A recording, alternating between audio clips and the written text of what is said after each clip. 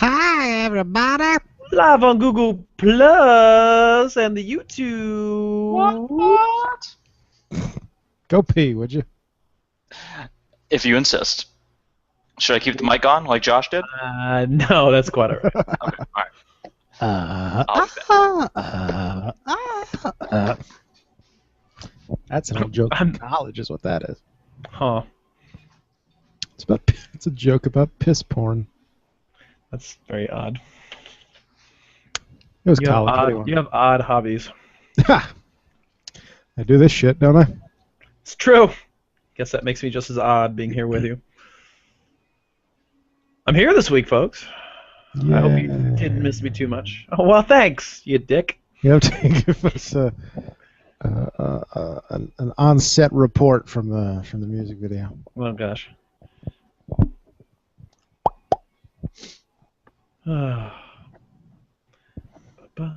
Hey, it's Bill. Where's Bill? Oh, there's Bill. I think he's peeing too, actually. I can't do it as good as Sean does it. We'll have to get. Okay, please listen. I quit. Aw, don't quit. I've already had one host. Rage quit. I've already had one co-host quit on me. I don't want another to quit. Oh, I can't quit you. I don't know how to quit you. Damn straight. I could use more beer. I could use more money. I had lots of that before the wedding. Yeah.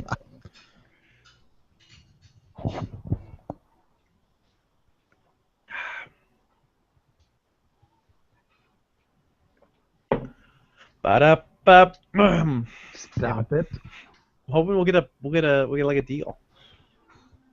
So Google Plus is how we doing? We're waiting on Raccoon Reigns, aka that guy who's pictured in his lower third.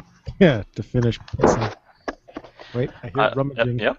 There he is. Yeah. Well. Hey, you're supposed to do an impression of piss porn. Yeah, do the piss porn. We were broadcasting?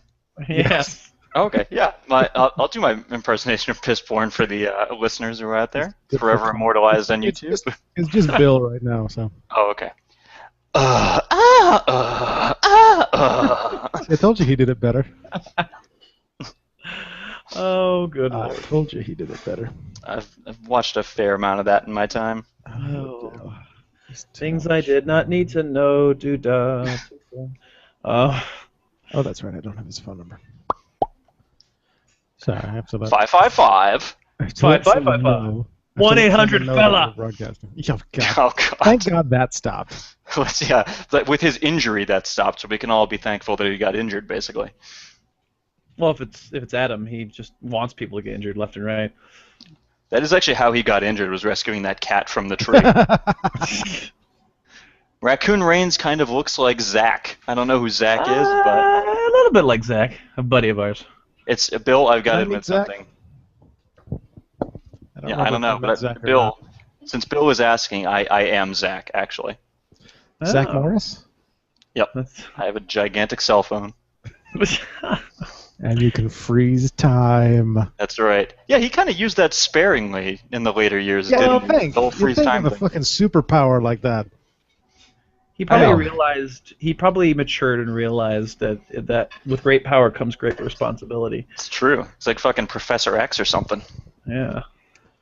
Anyway, shall we begin? Yes, let's Somebody- do this shit.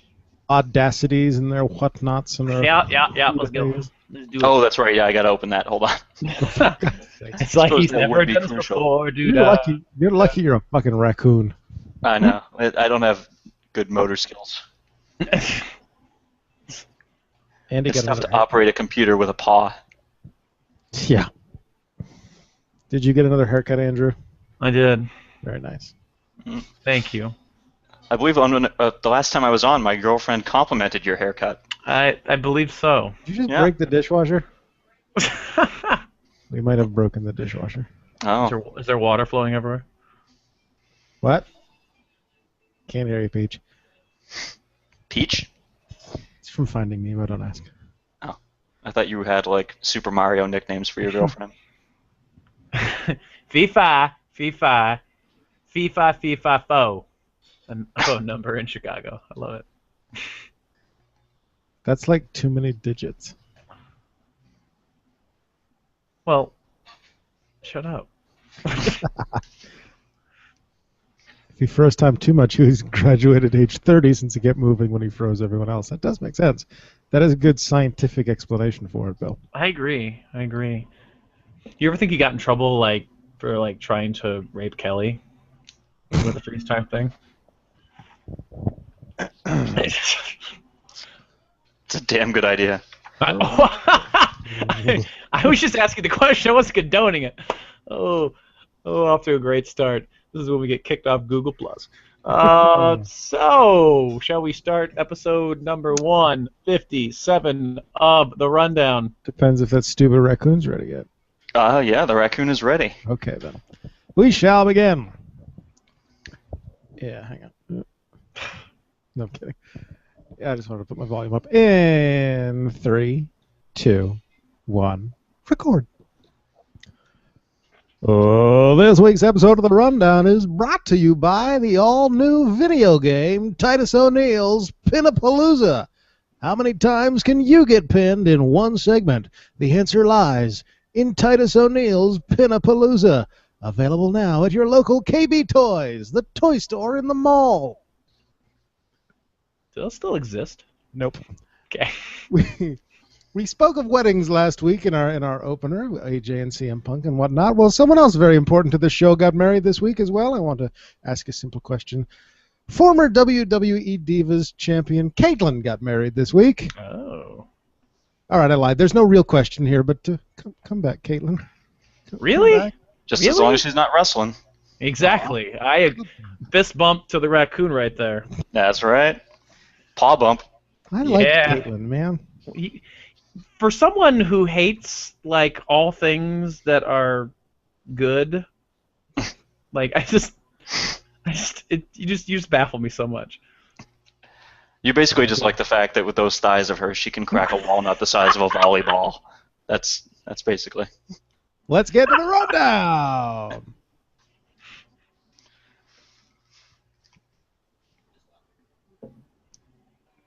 I liked Caitlyn. I thought I was happy when she won the Divas title. I thought she could actually wrestle. I enjoyed Caitlyn. You're wrong. You're wrong. You're wrong. Your mom's wrong. It's true. Nice. Less likely to cause vomiting than the idea of Bubba Ray Dudley doing porn. It's episode 7 of the Rundown. My name is Adam. I'm your host, and it is Wednesday, June the 25th. 2014. Joining me this week, Andrew is here. And I've got about 6 or 7 new dance moves that don't include the Emma dance. That's right. Bubbles everywhere. Bubble, bubble, bubble. And joining us this week for our very special Money in the Bank prediction sode. I see a couch. Sorry, you just got me. You got me at a bad time. I'm just signing an autograph here. There we go. All right, kid. There you go. Give that. Yep, right there. There you go. That's for you. I'm blowing up pretty big here. Just want to, I give back to the fans is what I'm saying. It's Raccoon Reigns. How's it going? Oh, for you fans listening at home, we typically do these episodes live on Wednesday nights around 7:30 p.m. Eastern Time. If you want to join and comment, now you know. Now you know. Also, stay tuned for the plug section at the end of the show because I brought in some new sponsors. And to follow up on Josh's catchphrase from last week, he really buried the lead because he said he saw a rhino's penis, but he didn't tell us if it was big, small, shaped like a horn. That's crucial information. We need to know these things. The man's name is Rhino. That could be why he got his nickname as Rhino. It was shaped like a horn. As far as that I know of the story, Rhino's penis was rather unimpressive. Oh, that's sad. All right. Can we talk about this for a second? Oh, we jumping in? Oh. Because well, I want to mention something. You mentioned to me that there was a certain someone who actually purchased a copy. That would be our good fan Glenn. Exactly. Really? So Glenn, our friend Glenn, friend of the show, he has donated so far. He's donated a total of $15 to the Rundown, and has purchased a copy of the chapbook. Mm-hmm. So I'm going to go ahead right now. Mm-hmm. And I'm going to say Glenn Morton's our official Rundown listener. I think so. He is the official one listener. He is the official listener of this program. So we should start a new countdown. Number of weeks. Not since so-and-so's won the title, but since so-and-so is the #1 fan of the Rundown, and see if someone takes him, on. So if you want to defeat Glenn for the #1, you've got a couple options. Number one, you can go to tinyurl.com/Distant Horizons and pick up a copy of Chasing Distant Horizons, a chapbook by myself. I don't think there's two options. I think there's one option. Yeah, which is to go to tinyurl.com/Distant Horizons and pick up a copy. Buy the chapbook. Mm-hmm. And donate at least $15. Yeah, you do From that, now on, and so you're set. since he is our one fan, should we be calling him the one Glenn Morton? I think that's great. Yeah, I think that's gimmick infringement, but you know what? We'll let it slide here on the Rundown. Shut up, Bill. What does Bill's comment say? My head is not getting bigger. I'm getting closer to the camera and farther away from the camera, and you're a dick. But we love you all the same. Bill is not in the running to be the #1 Rundown superfan, apparently. Not until he donates more than $15 and buys a copy of the chapbook. Okay. Well, I donated about $300 to the Rundown's Going to Money in the Bank thing this weekend because we're going to Money in the Bank in Boston. It's really funny. I'm going to be out that way. I really thought about picking up a ticket on StubHub and going as well, but I don't know. That seems like it'd be pricey. Yeah, you should do it, though. It's worth it. It's worth all the memories to see a new champion crowned in a fucking ladder match. That is true. And your boy Seth Rollins could potentially win the Money in the Bank briefcase. It is true. I have a prediction about that, but I'll wait till the prediction portion. We'll wait till then, yeah. And we'll all go out for supper beforehand. So there you go. Sweet. Oh, wait, is Andy going to be joining us? Possibly. If he comes to Money in the Bank. Oh, sweet. Yeah, do it. Even if he doesn't, just come anyway for supper. There you go. We also have a correction from last week. Are you wrong again? Raccoon Reigns, I believe you had a correction from last week. Did I? What was my correction? I don't recall. Josh? Segment ruined. Josh said that it was Andrew who said something about Iowa Pride motherfuckers. Oh, yes. I was just saying he incorrectly cited the joke. He said it was Andy's joke when it was my joke that Seth Rollins was beating the shit out of people and yelling Iowa Pride, bitch. There you go. Yeah. Get your shit together, Josh. Indeed. Looks like we have a comment on the side as well, right over here. Bill wants to be the official Rundown dick. I thought Rhino had the official Rundown dick. Yeah, exactly. Speaking of dicks, let's look at the numbers. Are we up at all? No, we don't have any numbers. Okay, we're not up. Never mind. Our Facebook dog is the exact same size. We keep it consistent. Sorry to ruin your terrible segue. I was trying an amazing segue, and you cock-blocked me. Fucker. Speaking of geriatric titty fucking, let's go to Rundown by the numbers. See, I was going to say... Are you drinking a beverage right now, by the way? I am. I just so happen I'm a little thirsty here myself. I Google Summer Shandy. I'm a little thirsty there myself. Let me just gotta... There we go. Okay, all right. It's a long show. I need to pace myself, but... It's more and more ridiculous every week. What?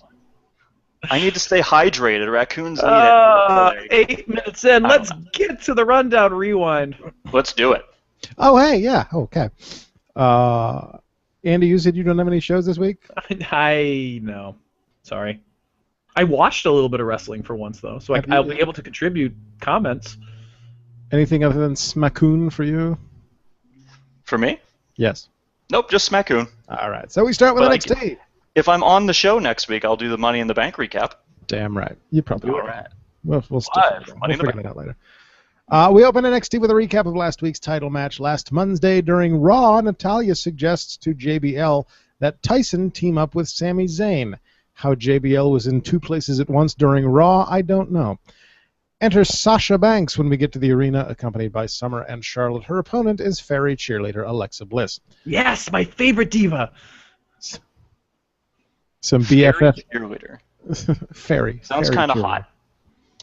Some BFF infighting leads to Sasha being rolled up 4-3. Backstage, Natalya and Tyson have marital issues. Tonight, Tyler Breeze takes on Kalisto. Backstage, Aiden English and weird new singlet guy from last week have a poorly dubbed black and white old-timey movie of a promo. That was so weird. It was very weird. It was very. I like the gimmick though. The Vaudevillains is like the best title for a tag team ever. The Vaudevillains. I love it. It's amazing. It's not the Vaudevillains. It's the Vaudevillains. Vaudevillains. I love it. Oh God, that's pretty good. Mm-hmm. Enter Mojo Rawley. Mojo is fighting new NXT jobber Garrett Dillon. You may remember Garrett Dillon under his other name, Fat Luchador Captain Comic. Mojo wins. No one is surprised. Backstage, Sammy and Tyson are discussing their recent losses. Tonight, they win the NXT Tag Team Championship. Right. When we come back, CJ Parker has a sign. No one cares. Meanwhile, Tyler Breeze has entered the building. Enter Aiden English and weird singlet guy. Turns out his name is Simon Gotch, and together, they're the Vaudevillains. William they Regal dress gives... like old-timey vaudevillians as well? Yeah, they come out with the black and white, they filter the camera black and white. It's actually kind of amazing. This sounds really good because I've always wondered, like, hey, what if Beaver Cleavage was a tag team? Simon has Can't wait. Simon has a curly Q handlebar mustache.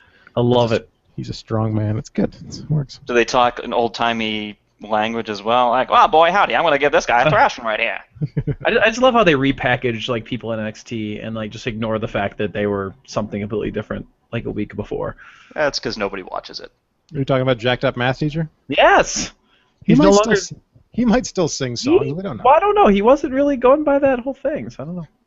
William Regal gives Gotch an amazing backstory with that was circus awesome. freaks. It's pretty fucking fantastic.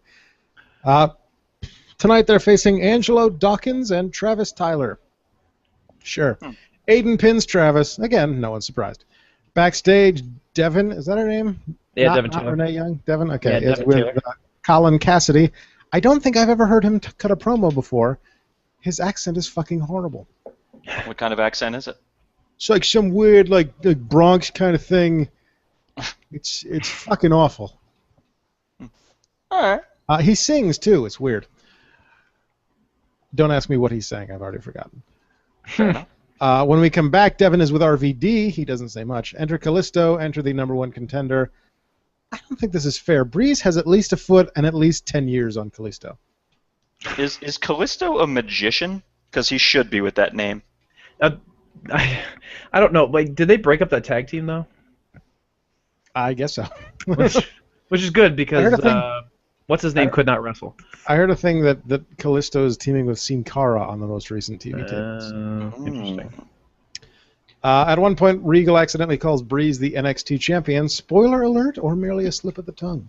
Uh-oh. Breeze counters a springboard, something or other, with a beauty shot for the pinfall victory. Next week, Adrian Neville versus Rob Van Dam. But Is up it for next, the title? probably not. Up next, your main event, Tyson and Sammy versus the Ascension for the NXT Tag Team Championship. When we come back, Tyler Breeze has left the building. Oh, so he's doing the old Shawn Michaels gimmick? Exactly. Okay. Enter the challengers, enter the Ascension. The match is surprisingly short. Tyson ditches Sammy, who gets pinned shortly thereafter. Wah, wah. Tyson's turning into a heel? Yep. Sad. But Natalya will not be a heel. Doesn't Yeah. look that way. No. Okay. Looks like those would be a fighting marital couple. And then they can feud over who gets custody of their cat, which Cameron lost on Total Divas. Yeah. 10/9 Central on Sunday. That's right. Stop it. I'm just helping them out. Don't help. They Soon need the coming to the ratings. WWE Network. Yeah, we'll talk If about it is, if it does, I watch it. Nice. I will. And I'll Gotta make start- some other stuff. Smackdown! That's right. Shall I kick into it? Yes. Okay. No final thoughts about NXT. Nope, Just- just kick it. All right. Did you both watch SmackDown or was it just Adam? Nope, I did not. Okay. Well, then prepare to be enlightened, because we are pre-taped from Columbus, Ohio. Why is it named Columbus? Because this is where Christopher Columbus discovered America. Don't check your history books. Take my word for it. And brace yourselves, folks, because John Cena is kicking off the show. Yes, that's right. John Cena is actually on SmackDown this week, presumably because he lost a bet. Now, the award for Best Sign of the Night goes to the fans in the crowd who prominently hold up two signs which say "Burr" and "Apple Dough" during Cena's entrance. Now you know what that lyric is at the beginning. Apple Dough! Now, your award for... Yeah, I always thought that was it too. Crap on you! But maybe not. Your award for Worst Sign of the Night goes to the fan whose sign says "Row, row, Roman Reigns gently down the stream." I'm tempted to say that's almost so idiotic that it's actually brilliant, but no, it's just idiotic. Hey, Adam. How do you feel about interruptions? Gee, I don't know. I only asked because this opening segment consisted of nothing but interruptions from the competitors in the title match at Money in the Bank. Everybody but Bray. Yep. Oh, no, don't spoil my lines. But let's recap the order, shall we? So, first up, shockingly, Cena begins, I should say, by attempting to be funny, but then he segues into super serious mode until he gets interrupted by Alberto Del Rio, your token wrestler in the match, who has no business being there whatsoever. Del Rio says he's going to win the title. Everyone laughs their balls off, and then your United States champion, Sheamus, interrupts. Sheamus says, after Money in the Bank, just like the Big Show, he's going to have 3 belts, but unlike the Big Show, he won't be fastening them all together in order to make 1 belt to keep his pants up. He didn't actually say that, but it was the underlying implication. Your next interrupter is Cesaro, but no one in the WWE trusts him to speak for himself because accent. So Paul Heyman talks instead. I wrote down what he said on a piece of paper, but I accidentally smudged the ink and jumbled it all together. But I can tell you that he said his client, Antonio Lesnaro, will end the Undertaker's ladder match streak. Roman Reigns then enters through the crowd. Yeah, I smudged it a bit. It was because I was writing with my raccoon paw, and it's tough to write with this. Although I can sign autographs, clearly. Yes. So Roman Reigns then enters through the crowd. Yes. Roman Reigns still talking. But anyway. Yep. I had him a pause for a little bit.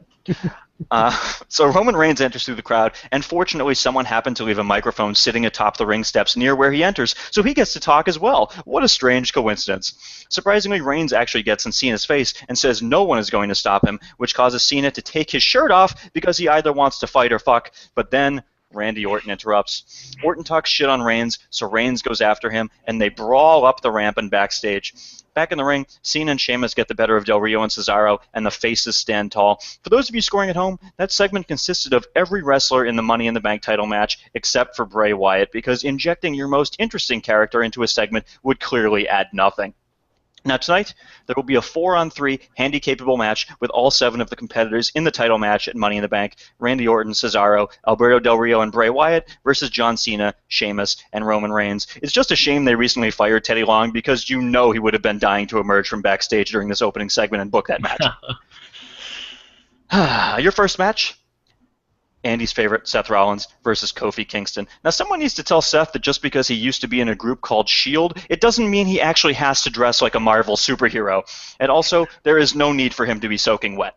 You're supposed to shower before you put your outfit on, dude. Remember that, and be sure to remind Bo Dallas as well. And also, Seth's new generic theme song kind of blows, so here's my idea. I bet the WWE still has Fred Durst's number, so why not get him to remix one of Limp Bizkit's old songs, right? Seth Rollins, Seth Rollins. You get that. I like the music. I mean, if you like Josh was talking, I think Josh was talking about this last week when I was listening to. I mean, it's his style of music, so it works. Are you going to start name dropping as well? Yeah. I'm not going to say a word. I'm just going to say it fits him. I forgot you guys are best buddies, you, Josh, and Seth Rollins. Yeah, totally not. But if you go back and even listen to his NXT music, I mean, it's his style of music he was using before. So. Hey, before Money in the Bank, do all of us want to get together with Seth Rollins, have some burgers? Yeah, I'll see if I can hook that up. Okay, perfect. Yeah, awesome. Anywho. So yes, Seth picks up the victory in a few minutes when he hits Kofi with the curb stomp because American History X. Quick prediction, he's going to have to change the name of that finisher at some point in the near future once someone says to the WWE, you know that's a direct reference to a brutal type of hate crime, right? And after the match, Seth grabs a mic and says he's going to win the Money in the Bank match, but he quickly gets interrupted by Dean Ambrose on the Titantron. He says Seth needs to watch his back because one of these days, Dean is going to get even. And I bet Dean will have backup too because, as many people have pointed out, his ring attire now makes him look like the long-lost third member of Deuce and Domino. Black bomber jacket, white shirt, jeans, greasy hair. By this time next week, the man may be roller skating to the ring. Next up, with Cherry. Yes. Yeah. Lord. Where's Dean Ambrose from? The wrong side of the tracks? Next up, Intercunt champion Bad News Barrett versus Dolph Ziggler. It should be noted that the only wrestler who has been announced as being part of the Money in the Bank contract match is Seth Rollins, and they have said they will announce the other participants on Raw this Monday night. However, during his Bad News, Wade actually spoils the fact that he will be in the match because he says the other competitors in the ladder match will be defeated by him. Way to go. Much like Paul Heyman, Wade also enjoys giving spoilers. And my locker room connection actually did tell me in advance who the other wrestlers in the match will be. They are Brodus Clay, Evan Bourne, JTG, Drew McIntyre, and Camacho. That's right. Vince swerved all you mark-ass bitches. Swerved every last one of you. I think we have a comment on the side over here. Yeah, right there. Bill says the curb stomp was being called Peace of Mind for like 2 matches, which is true, it was. And then they, for some reason, stopped. I have no idea why. I've got some more suggestions coming up soon. Stay tuned. Anywho, so Dolph picks up the victory. That's right, coming up very smackoon. So Dolph picks up the victory when he mounts Wade in the corner and starts punching him, but Wade picks him up in the powerbomb position, but Dolph reverses that into a sunset flip and pins him. Again, my history may not be 100% accurate, but I think the last time someone was pinned by a sunset flip was probably Survivor Series 1988. After the match, Wade knocks Dolph out with the bullshitter elbow because he's likely very upset about the fact that England got knocked out of the World Cup so quickly. Here's what I want to point out. Wade's bad news this week was, as you mentioned, talking about the ladder match, saying the rest of the competitors are like the U.S. men's team in the World Cup. Yeah.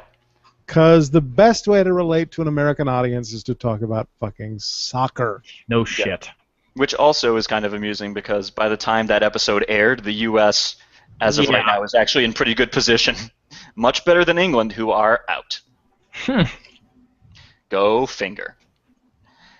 Anywho, next up we have Adam Rose versus Hepatitis O'Neil. We flash back to last Monday night when the final graduate of the Hart Dungeon, Kevin Hart, joined Adam Rose and the Exotic Express. In case you were wondering, Kevin Hart is now the guy in the bunny costume every time out. Remember that.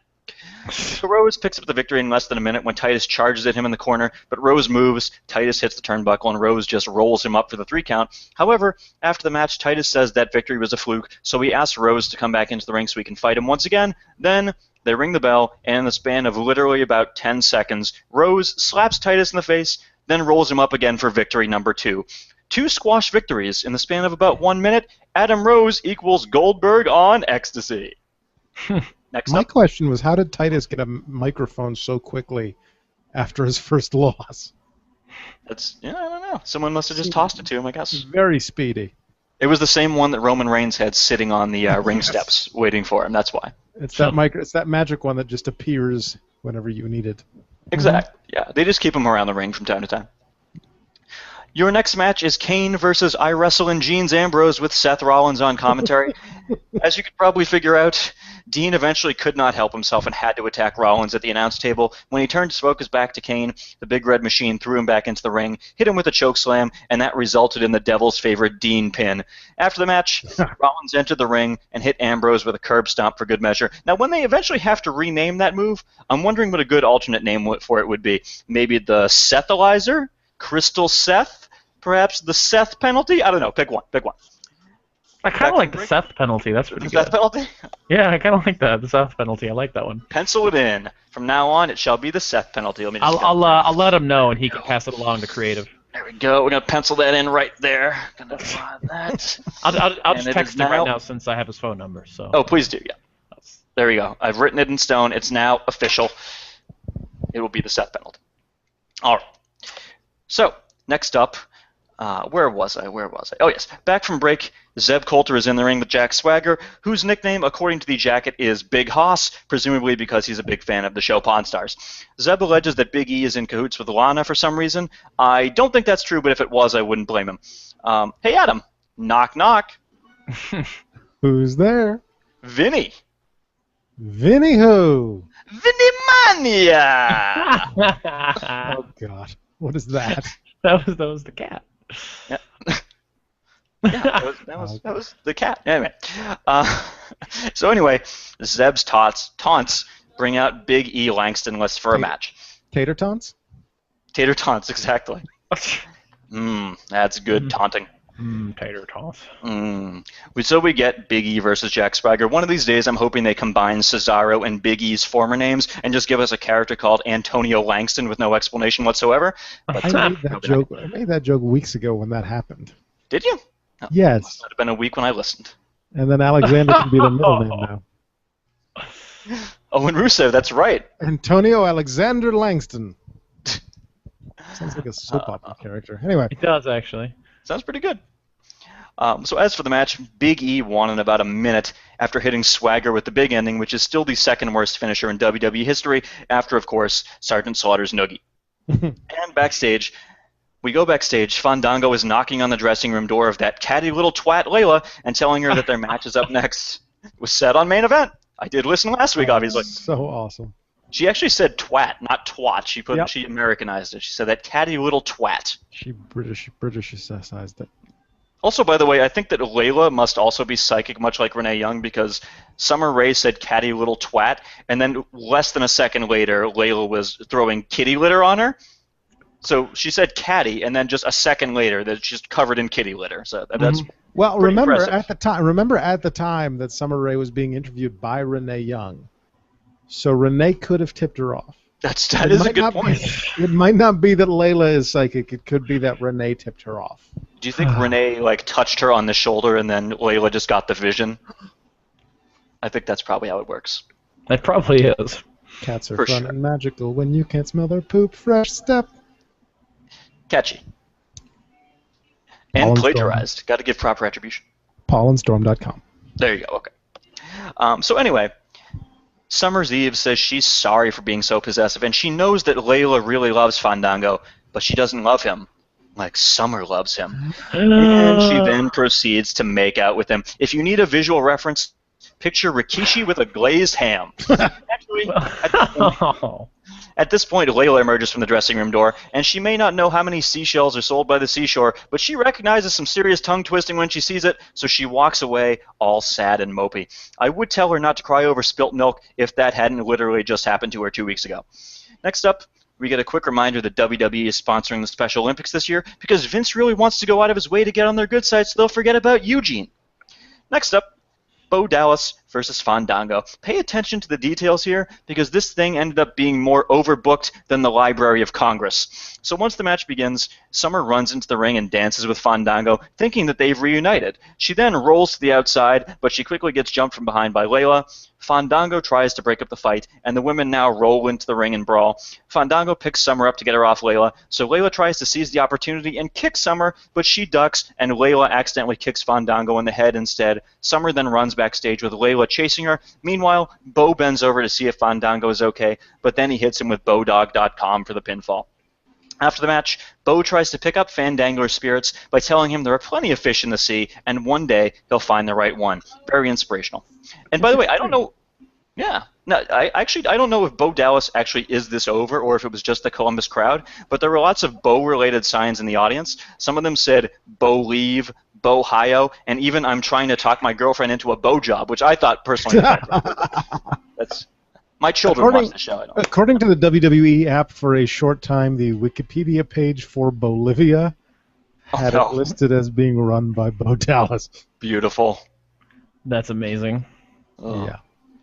Side note, by the way, I'm trying to talk my girlfriend into a Bo job is the sign Adam will be holding at Money in the Bank this Sunday, so keep an eye out. I was going to take a sign to Money in the Bank, but since I'm planning on spending at least part of the day in the city before we actually go and do anything, I don't want to just be carrying a sign around all day. You don't just want to carry around that sign that says Alicia Fox is #1 fan. That's I what thought I it was. scary. When did it become Alicia Fox? Last time it was Nikki Bella. You dick. Well, I think it was Brie Bella, but she's since been fired, obviously. okay. So yeah. I had the wrong twat. You can still be her #1 fan, and it's pronounced twat. Bloody twat. Fucking twat. Anyway. So speaking of Bo Dallas, we get a quick sheep cut to a backstage Wyatt family promo. Bray uses the phrase, "believe me," which I was hoping was a tribute to his brother, but probably not. He says he's going to win the title match at Money in the Bank and usher in the era of Wyatt, which actually sounds pretty fucking lame. I feel like his championship reign would need a better name, so I'll just pretend he said the day of Bray instead. And finally, your main event, the 4-on-3 handy-capable match, because it's sponsored by the Special Olympics. Randy Orton, Cesaro, Alberto Del Rio, and Bray Wyatt versus John Cena, Roman Reigns, and Sheamus. Pretty solid, roughly 20-minute main event here. Cena played the face in peril for a while until he finally made the tag to Roman Reigns. Basically, Reigns just ended up kicking the shit out of all the heels on his own, ending it with a spear to Del Rio for the 3 count. After the match, the 3 faces stood tall in the ring, but then they stared each other down for a bit. Good God, if they can't get along now, how are they going to get along at Money in the Bank pay-per-view? What? Oh, I'm sorry, I'm being told they're not supposed to get along during the pay-per-view, so never mind. Excuse me, I need another sip of my beverage there. There we go. Okay. My question is, why do they have to keep redoing the main events or the matches between Raw and SmackDown? That is a good question. They did redo it again on, well, without spoiling anything, they did the exact same thing on Raw with pretty much the exact same result. Yeah. Anyway, I just want to point out that between Bray Wyatt's promo and the main event was a segment that was just the face entrances for the main event. Yeah. Aye. Do you have any thoughts on Friday Night Smackhoon since you watched? I don't think so. It was passable. Passable. Yeah, it was all right. A lot of short matches, very, very short matches, squashes, one might say. Free bow jobs might be a sign that gets you arrested walking around the city, says Bill. Exactly. Very possible. Exactly. Or gets you a handshake. We'll find out on Sunday. Or a hand something else. The Open Raw with Stephanie McMahon. There are 4 huge ladders on the stage because the pay-per-view's this weekend, you see.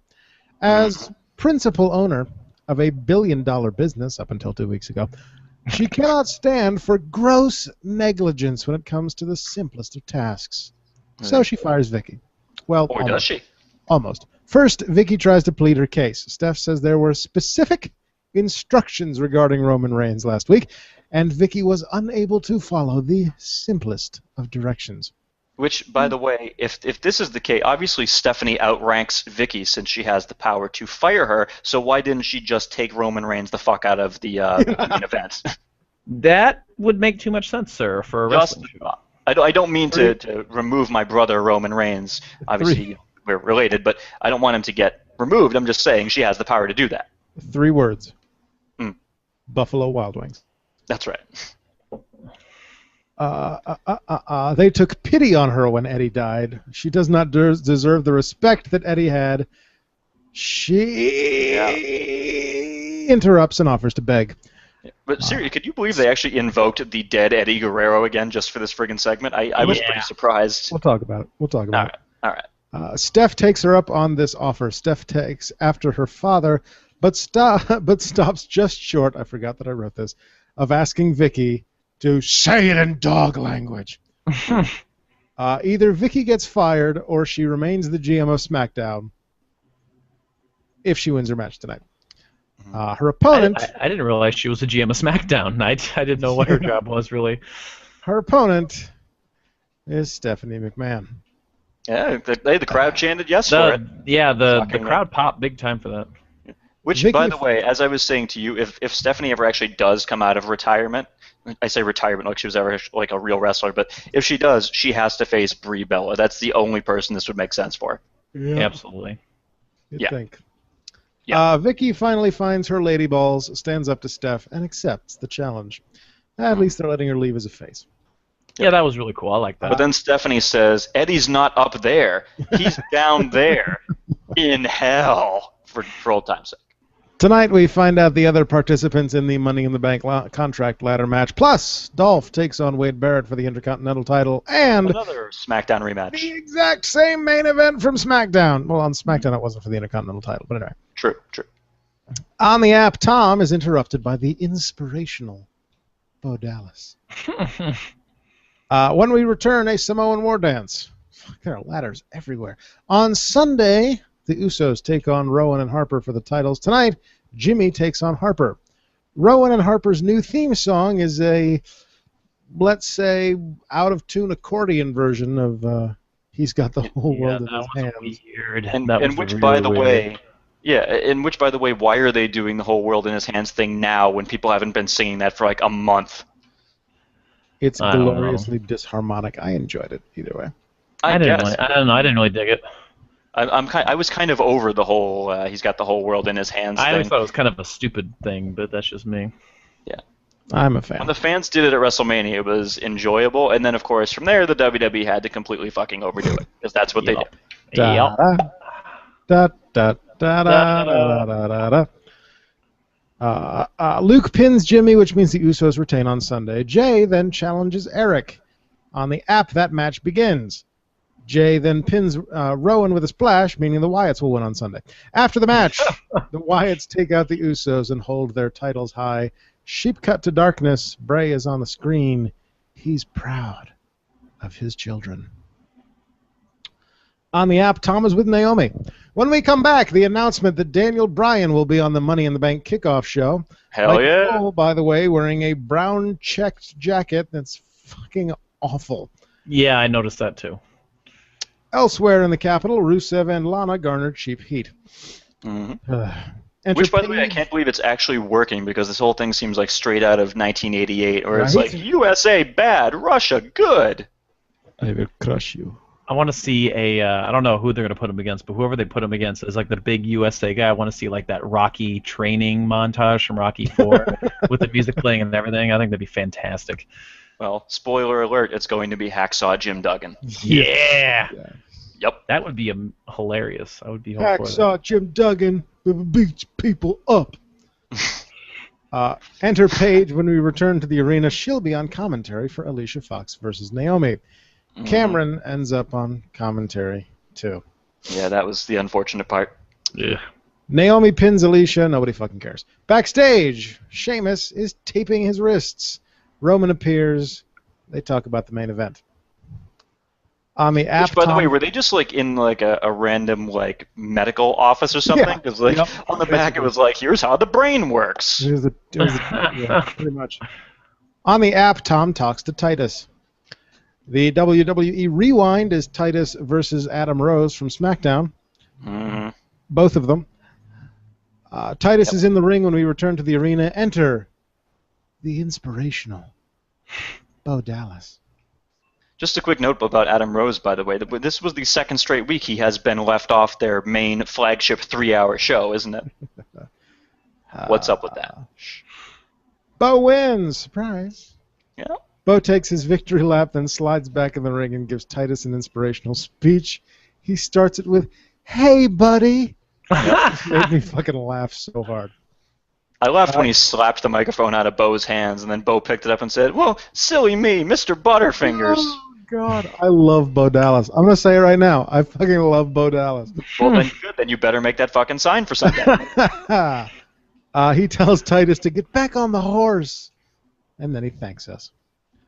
On the app, a commercial for the new 300 movie. Wow. Enter Hunter when we return. The titles have been replaced with a golden Money in the Bank briefcase. Hunter makes fun of our political system because they're in Washington, you see. Oh, right. Then announces Abraham, Washington, D.C. Yes, then announces the rest of their participants. Hunter assures us his choices are not based on favoritism, but on what's best for business. Mm-hmm.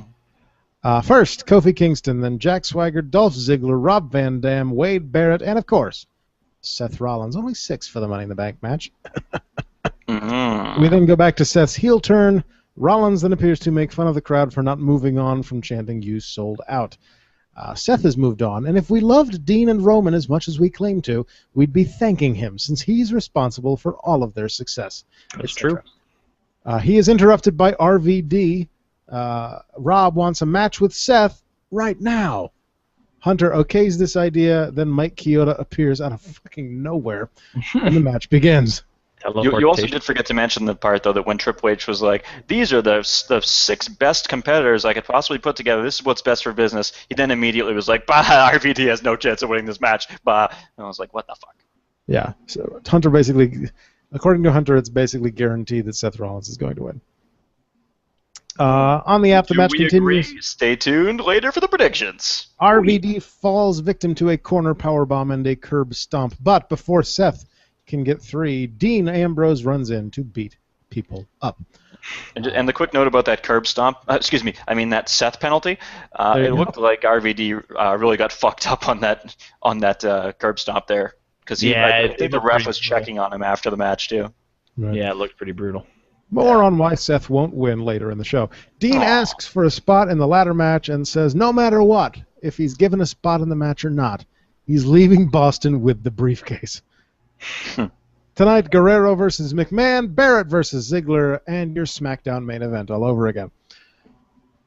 On the app, Tom talks about Twitter. He mentions 7 superstars in the Money in the Bank match, so I guess Dean's official. We come back from break for a replay of what happened before break. Goldfish. Then backstage, Seth convinces Hunter to put Dean in the match. So wait, does Tom also have the gift of the second sight, just like Renee Young? It might be. He got bitten by a briefcase scarab.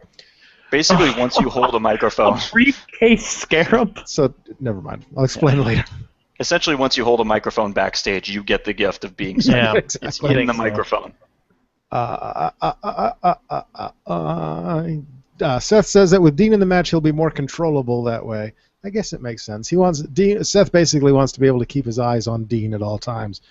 Yeah, it makes sense. Enter Wade Barrett for the Intercontinental title match after he beats Dolph Ziggler tonight, and he wins on Sunday. Dolph will be so embarrassed he'll be forced to change his name, just like the racist, constantly losing NFL team. So there's that. On the app, Tom talks to Dolph. When we return, we get a replay of Dolph pinning Wade from SmackDown. Dolph avoids the first bull hammer, but can't avoid the second one, and Wade retains the belt. Can I say that was like a fucking awesome match? Yeah, it was really good. Exactly. Backstage, Vicky is having her walk of shame until she's approached by Renee. She's a little on edge, and I'm not talking about her last marriage. Hey-o. Oh, God. Thank you. She has no regrets. She asks for no forgiveness. Randy Orton then appears for no fucking reason to give her shit. He should have given her the Eddie line, the Eddie in Hell line. He really should have. On the app, Tom is with Kofi. Tomorrow night on Main Event, just for originality's sake, the original 6 competitors in the Money in the Bank match take part in a 6-man tag team match. Holla holla. Enter Vicky to Eddie's theme music. We go back to the top of the show for Vicky accepting Stephanie's challenge. Enter Stephanie, who's not dressed to compete. She says their match is not going to be in the ring. It's going to be in this pool of an unnamed substance, alluded to be shit, that we've conveniently hidden from your view until now. Yeah, it looked like pudding to me, yeah. So, whose shit looks like pudding? I'd like to know that. I don't know, but they were talking about how much it smelled. Yeah, I know. He's like, oh, I know I've been smelling something all night. It's like, what? Really? Yeah. What if they were like, oh, we didn't say it was shit. We were smelling pudding. I mean, it was pudding the entire time. Delicious chocolate pudding. Yeah. It smelled pretty tasty. I have Why was there a layer of skin cups. over it? Oh, we have a comment on the side. Bill on the side says, Dolph will change his name to Nikki! Oh. Nikki! Nice. Mikey! I bet maybe he'll get more over that way. Like, Caddy! Dolphy! All right. Yep.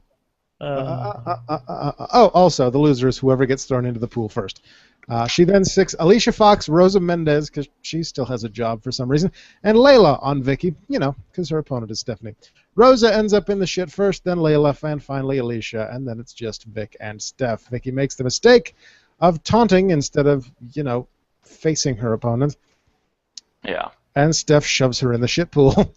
Steph sings to her until Vicky just up and throws Stephanie into the pool, but not before fondling them tickle bitties. Hell yeah. a thing that happened tonight. Speaking Why of does shit, that? Why do they do that? Like, why is it you have to humiliate Vicky on the way out? You can't just like let her leave. You got to cover her in quote unquote shit. And then of course Stephanie just completely all human logic just goes out the window because Stephanie's like, I'm gonna stand here next to the pool of shit and taunt you, and nothing's gonna happen to me. Mm-hmm. I love your Stephanie impression. I'm gonna stand here next to the pool of shit and taunt you, and nothing's gonna happen to me. Speaking of shit, tonight, the same shit from SmackDown, but live. Oh, by the way, over here we have a comment. Yes. Trucky Kid 95, who is also my boss. Oh. Sean. Anyway, says, Mud! Yo, Mud! Mud. All right. Butt mud. Exactly. I promised I'd get that on the air. So, yo, Mud! Just keep kissing up to your boss. When we come back, a replay of Stardust. Backstage, Byron asks Goldust about Cody. Goldie says that wasn't Cody, that was Stardust. Enter Stardust, singing Jiminy Cricket songs. Poorly. Copyright. Thankfully, tonight his lips are painted less, let's say, jokery. Goldust says now he's the normal one. Yeah. This is basically an official admission that they've absolutely run out of ideas for Cody Rhodes now, right? They're like, oh, fuck it, we'll just make him just like his brother, so once his brother leaves, we can still do the stupid gimmick. But I mean, last week, when he debuted, he was fighting Curtis Axel, and the crowd was chanting, let's go, Axel. They were having, like, none of this. They were having none of Stardust. That's crazy. It trended on Twitter. It trended on Twitter. Now, that doesn't mean that they were saying good things. Yeah, exactly. Trended on Twitter. He debuted last week. He wasn't on the show in a wrestling match this week, so go add 2 and 2 together on that one. Mm-hmm. I think they're like, we're gonna have to think about this one with Stardust here, you know. Now I'm guessing they're hoping that the crowd will come around, but they should have done it for 1 week and then like never acknowledged him ever again. Yeah. It's kind of just like there are certain things you can't do anymore. Like Goldust, when he debuted in 1995, you could get away with a freaky, bizarre character like that. When you're doing the same character in 2014, the crowd's like, nah, fuck you. It would be like right now if you like debuted a third brother for Undertaker and Kane. They'd be like, no, sorry, too cartoony. Can't do it. Can't get away. Well, if anything, it's just not original. It's not even the cartooniness or like the era. It's just we've seen that before. Give us something original for once. I agree. Give us another Cena promo or something. Yeah. By the way, is your boss hiring? Because I have several woodland critters I can use as references if he wants to, take me on board. If you want to move up here. I have excellent gnawing skills. Yes. Christ. Zeppelin cuts a boring promo, or what I assume to be a boring promo. Luckily, we only get the very end of it on TV. Enter Kofi. Kofi taps to the Patriot Lock after a couple minutes. Backstage, Renee is with Alberto. He reminds us of his Money in the Bank cred. Then Heyman and Cesaro appear to say otherwise. Some tension among the heel team. Gee, could John Cena and his pals pull out yet another victory? Oh, shut up. On the app, Xavier Woods talks down to us and gives us a commercial for the for a new Transformers video game. Xavier Woods is a heel now? Yep. Wow, that makes a real difference. His PhD. Playa hate a degree? Right. This Friday on SmackDown, it's Sheamus versus Bray Wyatt. Perhaps a watchable go-home SmackDown. No, I'm just kidding. I'm just kidding. In the ring, Abe Lincoln. Yeah, they put this on the Hulu version. I don't know why. He starts to talk shit about the gimmick when Big E appears. Big ending. Good night, Sandow. Or, as I like to think of it, Abe Lincoln versus a man he emancipated. Haven't you ever heard of the Emancipation Proclamation? I don't listen to hip-hop. No, I don't listen to hip-hop. Really, Big E should have been thanking Honest Abe because, I mean, he freed the slaves. I mean, we had a war for it, so, I mean, he shouldn't have been beating him up is all I'm saying. Right. Yeah, it was kind of not very kind of him. Tom is then in the ring to congratulate Big E. He steals Tom's microphone to talk shit to Rusev. That was weird. Earlier. That promo was weird. Big then garners some cheap pops by preaching to us. Breathy preaching. It was like the most odd thing it was weird. Yeah, it was kind of. He was like putting in little like like breaths between everything. This is America, and we're gonna fucking I don't know. Somebody, Twitter was lighting up with that. It was like an Eddie Murphy movie reference. I think it was Coming to America. Oh, all right, yeah. I haven't seen. Yeah, I Coming could see to that. America, Yeah. So I don't know if it was or not. Well, Sexual Chocolate was a Coming to America reference, so it wouldn't be the first time they did that. Oh, Yeah. Sexual Chocolate was the band, and that was the whatever. Yeah. Apparently Vince is just a really big fan of that movie. Enter Yeah. Lana. Rusev attacks from behind. Accolade for Big E, and then Cole calls him Langston. Oh well. Everything about this Rusev character, even the fact he uses the camel clutch as his finisher, is just like the go-to generic evil foreign heel move. Yeah. Right. Yep. It's nothing is original about this, and yet it's still working. So go figure. I wouldn't have thought that the patriotism thing would work in this day and age, but god damn it, it is. It's getting the crowd America, against him. Duck Dynasty, Hey, god damn it, man! You can't Tractors. take away my freedom, man. guns. These colors do not run, man. Buy the Freedom Pack. Yep. On the app, RVD won some fan vote. I don't know. Backstage, Renee is with John Cena. It's typical. Enter the competitors for SmackDown's main event. Faces win again. Shocking, I know. Then Kane appears. Kane attacks everyone indiscriminately. Hunter then appears and makes Kane the 8th man in the world title ladder match. Why not? Just rendering, as I said to you, it rendered the stretcher match from last week completely useless because that was to determine who got into the match, and now they're both in. I was going to mention that in a second. If anything, Triple H should take, or Stephanie should learn from Triple H. He could do whatever the fuck he wants. You know, Steph could take. They could take Roman Reigns out. Yeah. This match did not need Kane. No, it really didn't. But surprise, like it was a completely useless surprise because it's like, oh yeah, Kane could win because he's a monster, but nobody actually expects Kane to win. It's like when you put Big Show in the Royal Rumble, you know he's not going to win. But it doesn't need Kane, but storyline-wise, it makes sense since he was technically the #1 contender for the title. Yeah, I guess that's true. He should have been put in from the beginning. Yeah. Well, he was going to face Daniel Bryan in a stretcher match, right? So why not have him in the match? Just put him on the card in a different stretcher match. Yeah, don't do that. I'm just kidding. Don't do that. Randy, who suddenly appeared behind Hunter, looks pleased at this. Kane explosion on the turnpost, red lights. Then Kane gets speared by Roman, and we go back to regular lighting. Roman stares down Hunter and Randy, and his theme song plays as we go off the air. That's my brother. I was going to ask very specifically to the WWE because I know that Hunter and Cole and Santino and Vince are watching. Yeah. If you're going to put Kane in the ladder match anyways, why the fuck did you make us sit through a stretcher match? Because it was awesome. It was the best. It was match of the year material right there. Because everybody knows an attitude adjustment onto a stretcher is fucking awesome. Yeah. Everybody knows that when you gently lay Kane onto a stretcher, he passes out immediately. That's right. You know what the best part was? When he pushed him across that line. Yeah. Bill says. Comment on that? Bill says, "I assume Kane is there to catch falling superstars." Yeah. That's about right. That's something that JR was talking about in his podcast recently. Like he's not sure about the lineup of 8 that we have because there's not a lot of really well-known high flyers. So I'm not sure how that match is going to go. I feel it's going to be obviously the match. Yeah, I feel the world title match will definitely be the weaker of the 2 matches. It's very possible, but it will be the more suspenseful because it will be for a vacant title. So right, that's true. I mean, Cena and Orton had that shitty ladder match a couple of months ago for the Undisputed title, and they weren't like high-flying or anything like that. The TLC match, yeah. Yeah, that was not a very good match, actually. No, it wasn't. Yeah, no, that wasn't good. I don't know. I don't even remember who was in the fucking match aside from like Roman Reigns and Bray Wyatt and John Cena. Well, we'll talk about it later. Okay, yeah, we'll figure it out later. Which brings us to main event. Hey. Tonight, main event is live from Pittsburgh.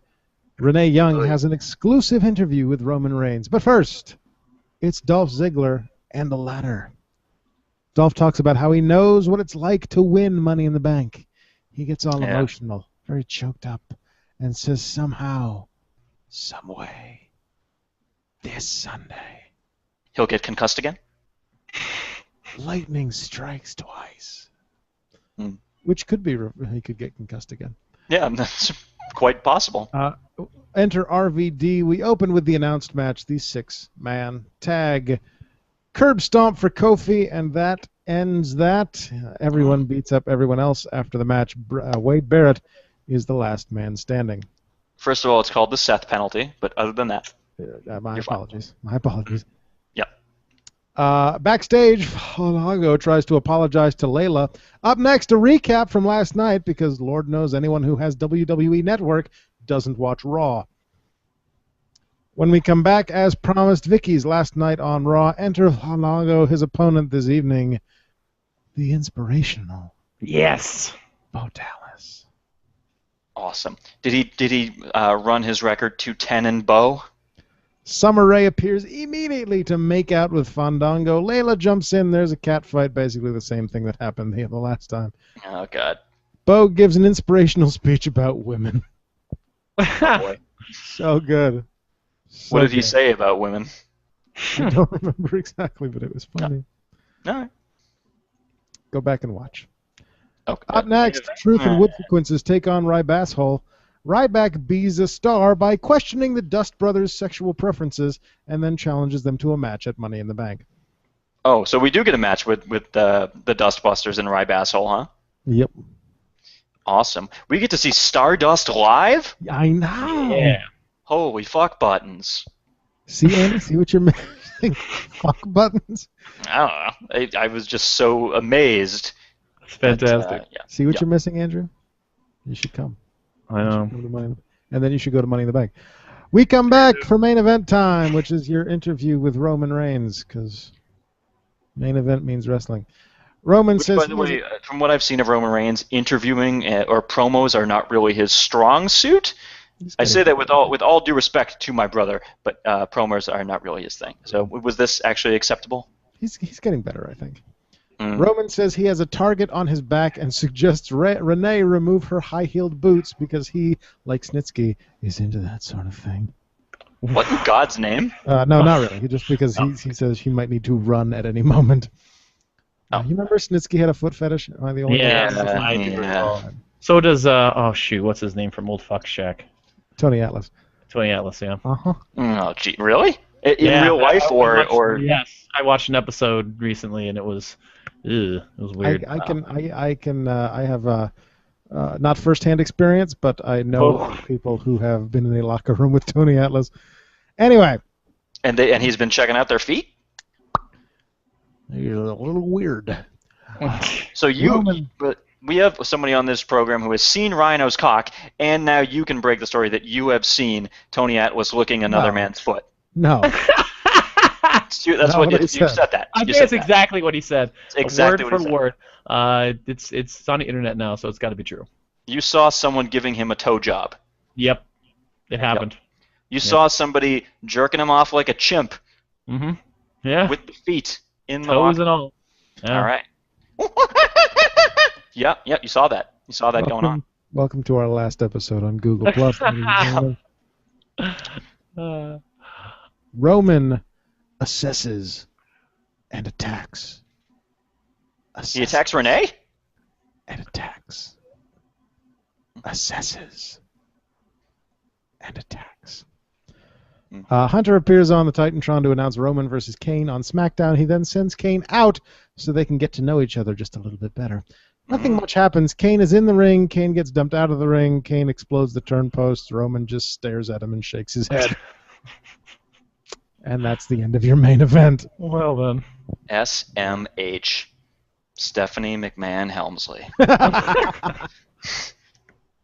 Bill A comment on the side. Bill on the side says the rundown, suggesting better podcasts on a weekly basis. Yep. Which one did we suggest this time? I don't know. mentioned JR's podcast. Oh, okay. Hey, we didn't say it was better. Oh, it's better. Oh. He has cred. I disagree. Does JR have a talking raccoon on his podcast? No, Didn't think so. but he's interviewed actual wrestlers. Yeah, but actual wrestlers are boring. Right here, you get insight from the casual fan who has no insight whatsoever. you'll get news later copied exactly from the news websites they come from. How many foot jerking You know off chimp what? jokes do you get on JR's podcast? 0. We win. It's true. Are you saying you don't want to do the news anymore? Is that what you're saying? What? Dick. The news this week. Not a game. No, we're not doing the game. Just going on to the news. We're going on to viewer mail, right? Viewer mail. Listener mail time. Yeah, I'm getting this down. Better known as our weekly check-in from Sal. Oh, Sal. Excellent. As you may recall Why has last he week, never been on the show?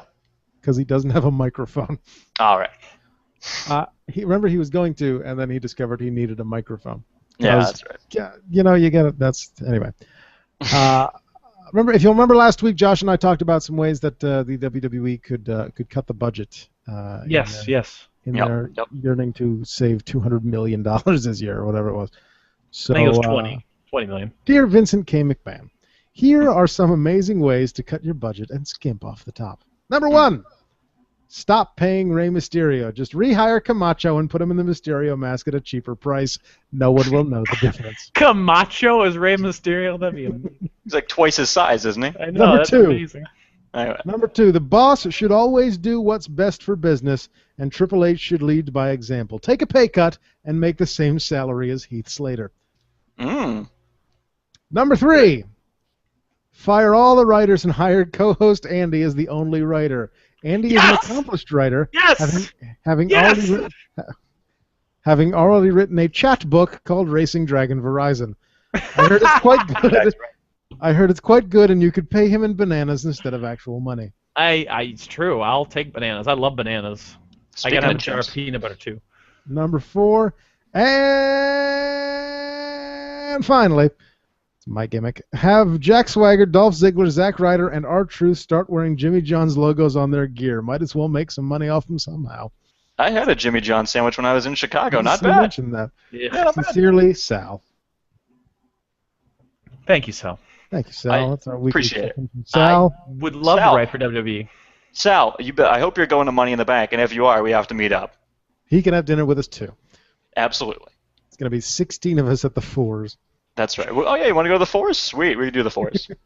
I thought we already talked. Comment about on the side. that. Hey, Ricardo's here. Hey. Hashtag Chase. Oh, perfect. I don't even see it. Where's it at? Oh, and another one. Where? I don't even see it. Come back here. Bill says he loves bananas. I don't see these comments. Well, now they're gone. So Oh. Sadness. he loves bananas. That's because you're like monkeys. You're a monkey man. It's true. Chimp style, baby. Do we have a game? We do. An hour into the program. Do I need? Yeah. Let me load up my. Let me get my scoreboard app going here, and then we can do ourselves a game. Are we going to do the head-to-head thing afterwards? The Undertaker thing with the Yes, the fighting? showdown comes after the game. Yes. Okay, all right. Andy, are you ready? Oh, I'll take that as a yes. Well, guess what? It's a shocking swerve because I didn't have time to write new three-for-all stuff. So instead, we're kicking it old school and going back to one of the original games called Listomania, bitch! Hey! Yeah. That's right. Right up my alley. All right. Andy, are you familiar with Listomania? No, but I'm a lister person. I love listing things. There you go. Oh, okay. Yeah, bleep that out later. It's okay. Yeah. Basically, the quick rules of Listomania, you each take turns. I will give you a category, and you just have to name somebody. So basically, I would say, like, name Royal Rumble winners, and you take turns going back and forth until one person can name no more or gets it wrong, and then the other person can keep going until they get it wrong. And basically, we add up the points, 3 rounds, whoever's ahead at the end wins. Yes? Were you saying something? But I'm the reigning champion. I'm afraid to lose. You're the reigning champion of three-for-all. You can still keep that. Oh, belt. yeah, then let's do this shit. Whatever. There you go. This game, for those for new listeners or those who don't remember, this game features my most aggravating of not being able to complete a list when I could not remember that John Cena was the last member of the Nexus that I couldn't name. That's true. We got every member of the Nexus, or you and the former co-host got every member of the Nexus. I would not be able to remember Could any not of them. remember John Cena, and I did it anyway. Anyway, Anyway, so this will be there'll be 3 rounds. I will let you know. Would either one of you like to go first? I'll go first. Sure. Adam will go first. Okay. All right. So your first category, sir. The first category. There are 15, according to Wikipedia, 15 official members, all time, of the corporate ministry. Oh, gee. Jesus Christ. All right. I know we're all kicking right. it old school here. The corporate ministry. Okay. Indeed. And Raccoon Reigns, I need him over here so we can write down the answer. So yes, corporate ministry, 15 all-time members. Kick us off with a name. The Undertaker. Incorrect. Okay. All right. Liar. Andy. Vince McMahon. That is correct. The Big Boss Man. Wow, yeah, that's pretty good. That's a good pull. Big Boss Man is correct. Here you go, Catherine. You can keep watch. Midian. Midian, yeah, of course. That's what that would be the first guess for everybody. Yes. Gangrel. Gangrel is incorrect according to Really? Wikipedia. Yeah! Apparently that is incorrect. They left before it became corporate. Fuck. Yep, it was before it might have just been the ministry. Yep. So Andy, you can name as many as possible. Let's go with Viscera. Viscera is correct. Let me think a second. Corporate ministry. I've got a couple guesses. Test. Test is incorrect. I'm sorry. So after one Ken round, Shamrock. Ken Shamrock is also incorrect. Yeah. Oh. Shane McMahon. Shane McMahon was correct. But let me just I'll give you the full list here. So after one round, Andy is up 3-2. The full list was Undertaker, Vince McMahon, Shane McMahon, Paul Bearer, Triple H, Chyna, The Big Show, Farouk, Bradshaw, Midian, Viscera, The Big Boss Man, and of course Joey Abs, Pete Gas, and Rodney. Really, the Mean Street Posse was Mean a part Street of the Posse. corporate- We're in the corporate ministry. So your next category, Adam, you went first the last round, right? Yes. Yes. Okay, so Andy, I'll let you pad your lead a little bit here, so you can go first. Wrestlers, this is a tough one, sort of, kind of. Wrestlers Hulk Hogan defeated to win world championships in either the WWF or WCW. There are 10 of them all time. Oh, man. Kick us off. Yokozuna. That's correct, yes. Kevin Nash. Kevin Nash, wow, good pull. That is correct. The Iron Sheik. The finger poke of doom, of course. The Iron Sheik is correct.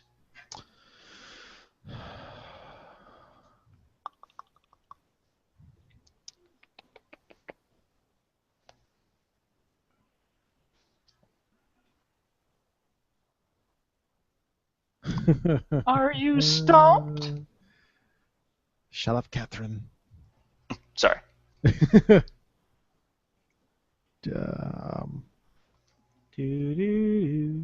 Da da da da da. Gonna need. Stop that. We're going to get sued. Gonna get sued.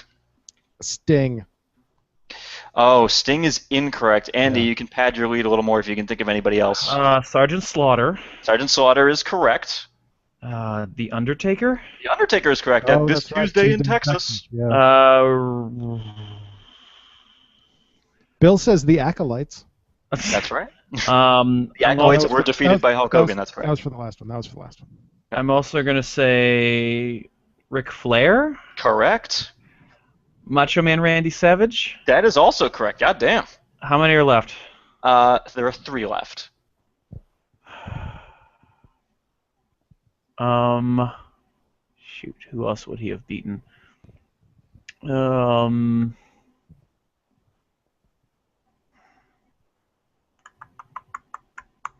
me just throw a guess. Okay, let me just throw a guess out there. How about Ted DiBiase? Oh no, it's not true because he never won a title. Incorrect. Yeah. So the full list: Iron Sheik, Macho Man Randy Savage, Sergeant Slaughter, The Undertaker, Yokozuna, Triple H in his later WWF run, or WWE run, Ric Flair, The Giant, Lex Luger, and Kevin Nash. Never would have got those. Nice. Andy has a pretty healthy lead going into the final round. Yes, So Adam, you get to go first. Yep. The score is currently 9-3. Yep. But you can make up some ground because all time there have been 13 Jesus Money in the Bank winners. Oh, nice. Kick us off, baby. Rob Van Dam. Rob Van Dam is correct. Called his shot. Sheamus.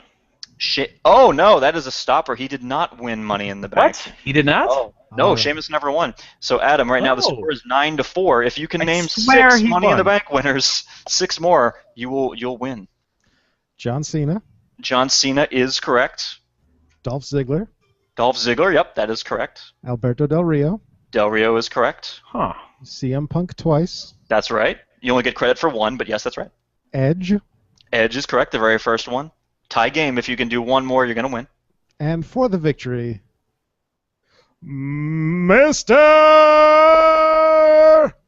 Kennedy! There you go. Yes. Oh, come from Where's behind Sheamus victory. won? Clash of the Immortals here. What a comeback. Can you name any more while you're at it? Kennedy! Let me think. Let's see. Can't believe I fucked that up. Yeah. You suck. Daniel Bryan. Right, there you go. Chris Jericho invented the match but never won, which is a shame. That's true. He did not win. Who else had the briefcase? Mm-hmm. Kane. Sandow. Yes. Damon Sandow. He had it for 20 seconds. Sandow, there you go. That's right. Sandow, yeah. Kane, 3 left. King cashed it in the same night against Rey Mysterio and made me extremely happy. Yeah. You're forgetting the most recent winner. At SummerSlam, he cashed it in against Daniel Bryan. Oh, fucking Randy Orton. There could I you forget? go. How could I forget Randy Orton? Of I course. forget Randy Orton everything I do. And the other 2 you missed. Who could forget Jack Swagger? Oh, And especially after that free-for-all category Jack off the ladder. That's right. Yes, and The Miz was the other one. So Edge, RVD, The Mr. Miz. Kennedy, CM Punk, Jack Swagger, Kane, Miz, Daniel Bryan, Alberto Del Rio, Dolph Ziggler, John Cena, Damien Sandow, and Randy Orton's. There you I go. win, bitches. See, the reason why I chose Sheamus is because Sheamus is going to win the next one. Oh, okay. Oh, God. I'm calling it now. All right. Let's, That's your prediction? You're not allowed to change your prediction during the predictions. Oh, shit, really? I'm just going to say that so that way I'm vindicated next week when I say, the reason why I lost is I'm psychic, I'm sorry. If that is correct, we'll retroactively go back and call it a tie. Okay, cool. Sounds good. That sounds good. But I'm going to go ahead. I actually would not think it would be far-fetched if Sheamus were to win and they were to turn him heel. I don't think it's going to happen, but I could see them doing it like they did with Randy Orton the most recent time. But anyway. So that was your list of me. Showdown away, sir. Did we get a good number of views or a good number of votes this week? We did. Last week, Sweet. Jimmy Snuka versus The Big Show. Let's go to the comments. MSG, top of the cage. Enough said. To be honest, I have followed The Big Show back to the WCW days. He has always been a dominant wrestler, and it's nice to still see him going. His list of championships held is pretty impressive as well. I have never witnessed Mr. Snuka in action, but I'm sure he was good in his heyday too. X-Pac! Yo, Mud! All right. Then we have a comment that just says, super, super, super fly. That was mine. A comment that just says, hey, why is my jeans? dog over on your camera? I have enlisted his help for this segment. Oh, fantastic. One comment just says, jeans. One says... Wait, jeans like with a J or a G? Yeah, with like denim pants. Okay, like Dean Ambrose's wrestling attire. Yeah, I'm getting a dungarees, if you flashback. will. Did that happen last week, too? What? I feel like someone answered jeans last week, too. It's possible. The next one just says, why not? I think because the question I put for the text box just says, why? Gotcha. He has a glass jaw. It took a coconut to take Snuka down. Nice. This one just says, Big Show. He's the Big Show. Duh. Big guy. Gee, I wonder who wrote that, I wonder. Exactly. Snuka is a legendary wrestler. Very few have the honor of being featured in the film Highlander, which is the greatest movie of all time. Anyway, no other man can compete with Snuka's amazing abilities to wrestle barefoot, and he had a style that was all his own. The massive, frizzed-out mess of his hair was an awe-inspiring sight. So my vote goes to the only man who truly deserves it, the most memorable man in this matchup, the shorter one. Captain Cheetah Underwear. Yeah. This one says, well, it's not the Superfly. It's not the Superfly Snuka. By the way, did you know that Tamina Snuka is the daughter of the Hall of Famer Jimmy the Superfly Snuka? What? I don't know who this is that keeps commenting on, that keeps writing these in all caps, but they're my favorite. This week it does say in all caps, because he has the power punch and size. So he voted Snuka? One guy finishes people off by crushing their heads with a punch, and the other is the Big Show. That's a very witty observation. I wonder who would say such a thing. And lastly, because he doesn't try to kill women. Nice. That sounds like a Bill comment. That's actually Aaron, because he told me that's what he said. So You could probably figure out which one mine was. the one you complimented.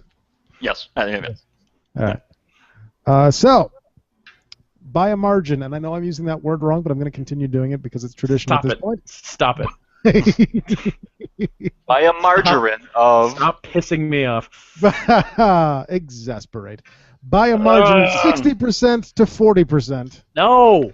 By a margin of 20%. I know. 60-40 split on this one. Moving on to actually our next matchup in the showdown. The Big Show. Aw, Yeah. If I could just ask a question here. So it's a tournament of The Undertaker's best opponents, but the match with The Undertaker has nothing to do with it. So what's the point?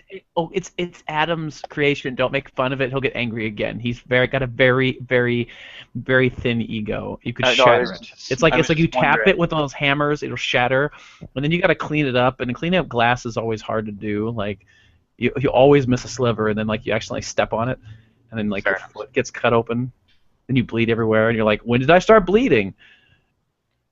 All right, that's a pretty good explanation. Yeah. You're both fucking fired. Hey, you want to start a new podcast? Best of the Snarky Smart Shark Tank. Let's do it. I miss the Shark Tank. Someday, I'll bring it back someday.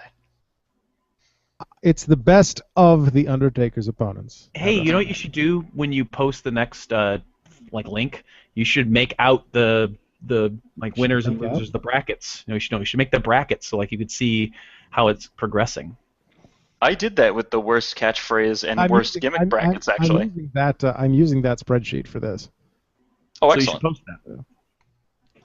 I think people would be interested to see that. All right, so the next matchup, the winner of this match moves on to face Shawn Michaels in the first match of the second round. Shawn Michaels versus The Big Show. AKA the person who's going to win this whole tournament. Not necessarily. Did we ever get a Shawn Michaels versus Big Show match? Is he too high for him to super kick in the face? I don't know. He very well might be. Maybe. You might have to take him out at the knees first so that he's kneeling, and then he can kick him in the face. Oh, no, wait, I just thought of something. We had the DX match against the McMahons and Big Show where they shoved Vince's bloody head up Big Show's ass. Right? So we did have Shawn Michaels versus Big Show at one point. Thank God you remembered that. Yeah, Vince's bloody head in Big Show's bare ass. So, yeah, that happened. Big Show's ass was bloodstained because of Vince McMahon. That's kind of gross. Yeah. Shall we move on to the news this week? Mm-hmm. I don't know. I just copy and paste it directly from a website. Did somebody say that? Andy said that like 10 minutes ago because he's. Oh, okay. Because I'm an asshole. Yes, you are. But I'll let you say. AT&T U-verse is reportedly not listing WWE Money in the Bank on their lineup. Oh. Those cocks! They They're dropping like along flies. with DirecTV and Dish with dropping WWE pay-per-view events. AT&T U-verse is still carrying ROH and TNA pay-per-views. Who the What the fuck is AT&T Uverse? Who the fuck is subscribing to AT&T Uverse for their television services? I don't That's know. the question I have about this. So anyway, if you're a Uverse subscriber, all 10 of you, 5, yeah. Then you're shit out of luck. make sure you buy the network. $10 a month, not bad. With Legends House finished for the first season and the reunion special featuring Lawler airing last Thursday, WWE will replace its Thursday night time slot with Total Divas. Yes! Are you serious? It's happening? Season 1 of the Oh my E-Series will begin airing tomorrow night. As of means now, it's not I available to stream. Start. Boy. Oh my god, I can start writing things for it. I'm The so Wrestling excited. Observer reports that the third season of Total Divas will begin filming this week at the Raw taping in Cleveland. You see this With face? Rosa Mendez. The This show is will an excited debut face. on I'm E. so excited right now. That's creepy. so fucking excited. face is what that is. Can we all do the Yes. show? Can we all do the show from way up Yeah, here? let's all get close. This is close. Yeah. I'ma Except I do can't it. really- Except I can't. I'm finding it hard to read my iPad from here. So, trying to the get Wrestling hard? Observer reports that the third What? season will begin filming at the Raw taping in Cleveland. The show will debut on E on September 7th. I have Rosa to wait that Mendez. long? Rosa Mendez will be the new cast member this season. This is the only reason she did not get fired 2 weeks ago. Yeah, This by season- popular demand, no doubt. People are just demanding, gotta have Rosa on Total Divas. The season is expected to feature a red wedding for Eva Marie and her husband. What? Oh wait, what? That's Going by the Game of Thrones Red Wedding, if it's the same sort of thing, I'm all in favor of that happening. Yes. I assume it's Red Wedding because she has red hair, right? That's basically that bullshit. Okay. I thought it was something Unfortunately, to do that with her is period. probably- See, that's my other story. They could be. Wearing a white dress, that's a bad idea. It's, Mom, what's happening to my body? her wedding is going to be a period piece, you see. Oh, I see. Okay. Jesus Christ. They already did Daniel Bryan and Brie Bella's wedding, so I feel like those are two people. Well, people actually care about Daniel Bryan. No one gives a shit Exactly. about Eva Marie, so you're kind of going backwards there. Sean, We you- have a comment on the side. I was going to say, Raccoon, you want to take that comment there? I can't see it from where I am over here. My vision is pretty bad. Only in the dark can I see. Take that mask off. Yeah, I'm trying. Nope, it's not working. It's not working. Season 3, Episode 1, The Cleveland Steamer. Thank you, Bill. Why the Cleveland Steamer? Because they're in Cleveland. Oh, I see. Aren't you listening? Okay. Nobody listens Yeah, to me. I was listening. I We didn't try realize not to. Sometimes we nod enthusiastically. it. Ugh. If I'm not too enthusiastic, my camera can't keep up, so it looks like I'm just sitting still. No, wait. Now Brie Bella won't be on the show anymore because she's fired, right? Hopefully. Okay. Probably Next. not. Oh, what? Sure. According to the latest rumors, AJ Lee is pregnant and may not be back Woo! on WWE Oh, TV shit. this year. Raja reports that multiple sources have claimed the story is true. Assuming she ever does come back, it would be March or April at the earliest. This depends on when she became pregnant, of course. AJ and CM Punk were married last Friday, with friends saying they loved the idea of having their wedding on Friday the 13th. Knowing Vince, he'll probably still be like, "You're under contract. Get in the ring and bump." Yeah. Or else you'll end up like Karma. That's right. Or like Lita. Well, yeah. Yeah. It wasn't Vince's fault. Yeah. Oh, Lord. They should really do that angle. I'm rooting for that now. They could just be leaking that she's pregnant and it's not actually true, and then she can come back and they can do a fake abortion angle. Yeah. Yeah. Bill says it's sad that I'm the one paying the most attention to Adam. That is sad, Bill. Bill never paid attention to What? I don't know. It seemed like sad music. Exactly. Stop. We don't have the money for that. We don't have the rights to Mariah music. We don't have the money for that at all. Like Oh. she's listening. Next. Wash ya sha. Thank you. As we report, as has been reported in the past, WWE has been considering Hulk Hogan for the second season of Legends House. Old fuck shack. WWE is still considering this as a possibility, especially considering the success of Season 1. This series is one of the most watched shows on the network. Why? Hogan would fill the role that Roddy Piper had during the first season. Knowing Hogan will show up on the first episode and be like, "It's great to be here in Lemon's house, brother." Live from the Silver Dome. Probably true. I don't know. I'd watch Hogan on another reality show. Yeah, maybe. I haven't watched any of Old Fuck Shack, but at least on WWE Network, I can just pop open an episode anytime I want. I watched the episode where they were LARPing, and it was really entertaining. The only thing I watched on Old Fuck Shack was yesterday after I watched NXT. Or sorry, Monday after I watched NXT.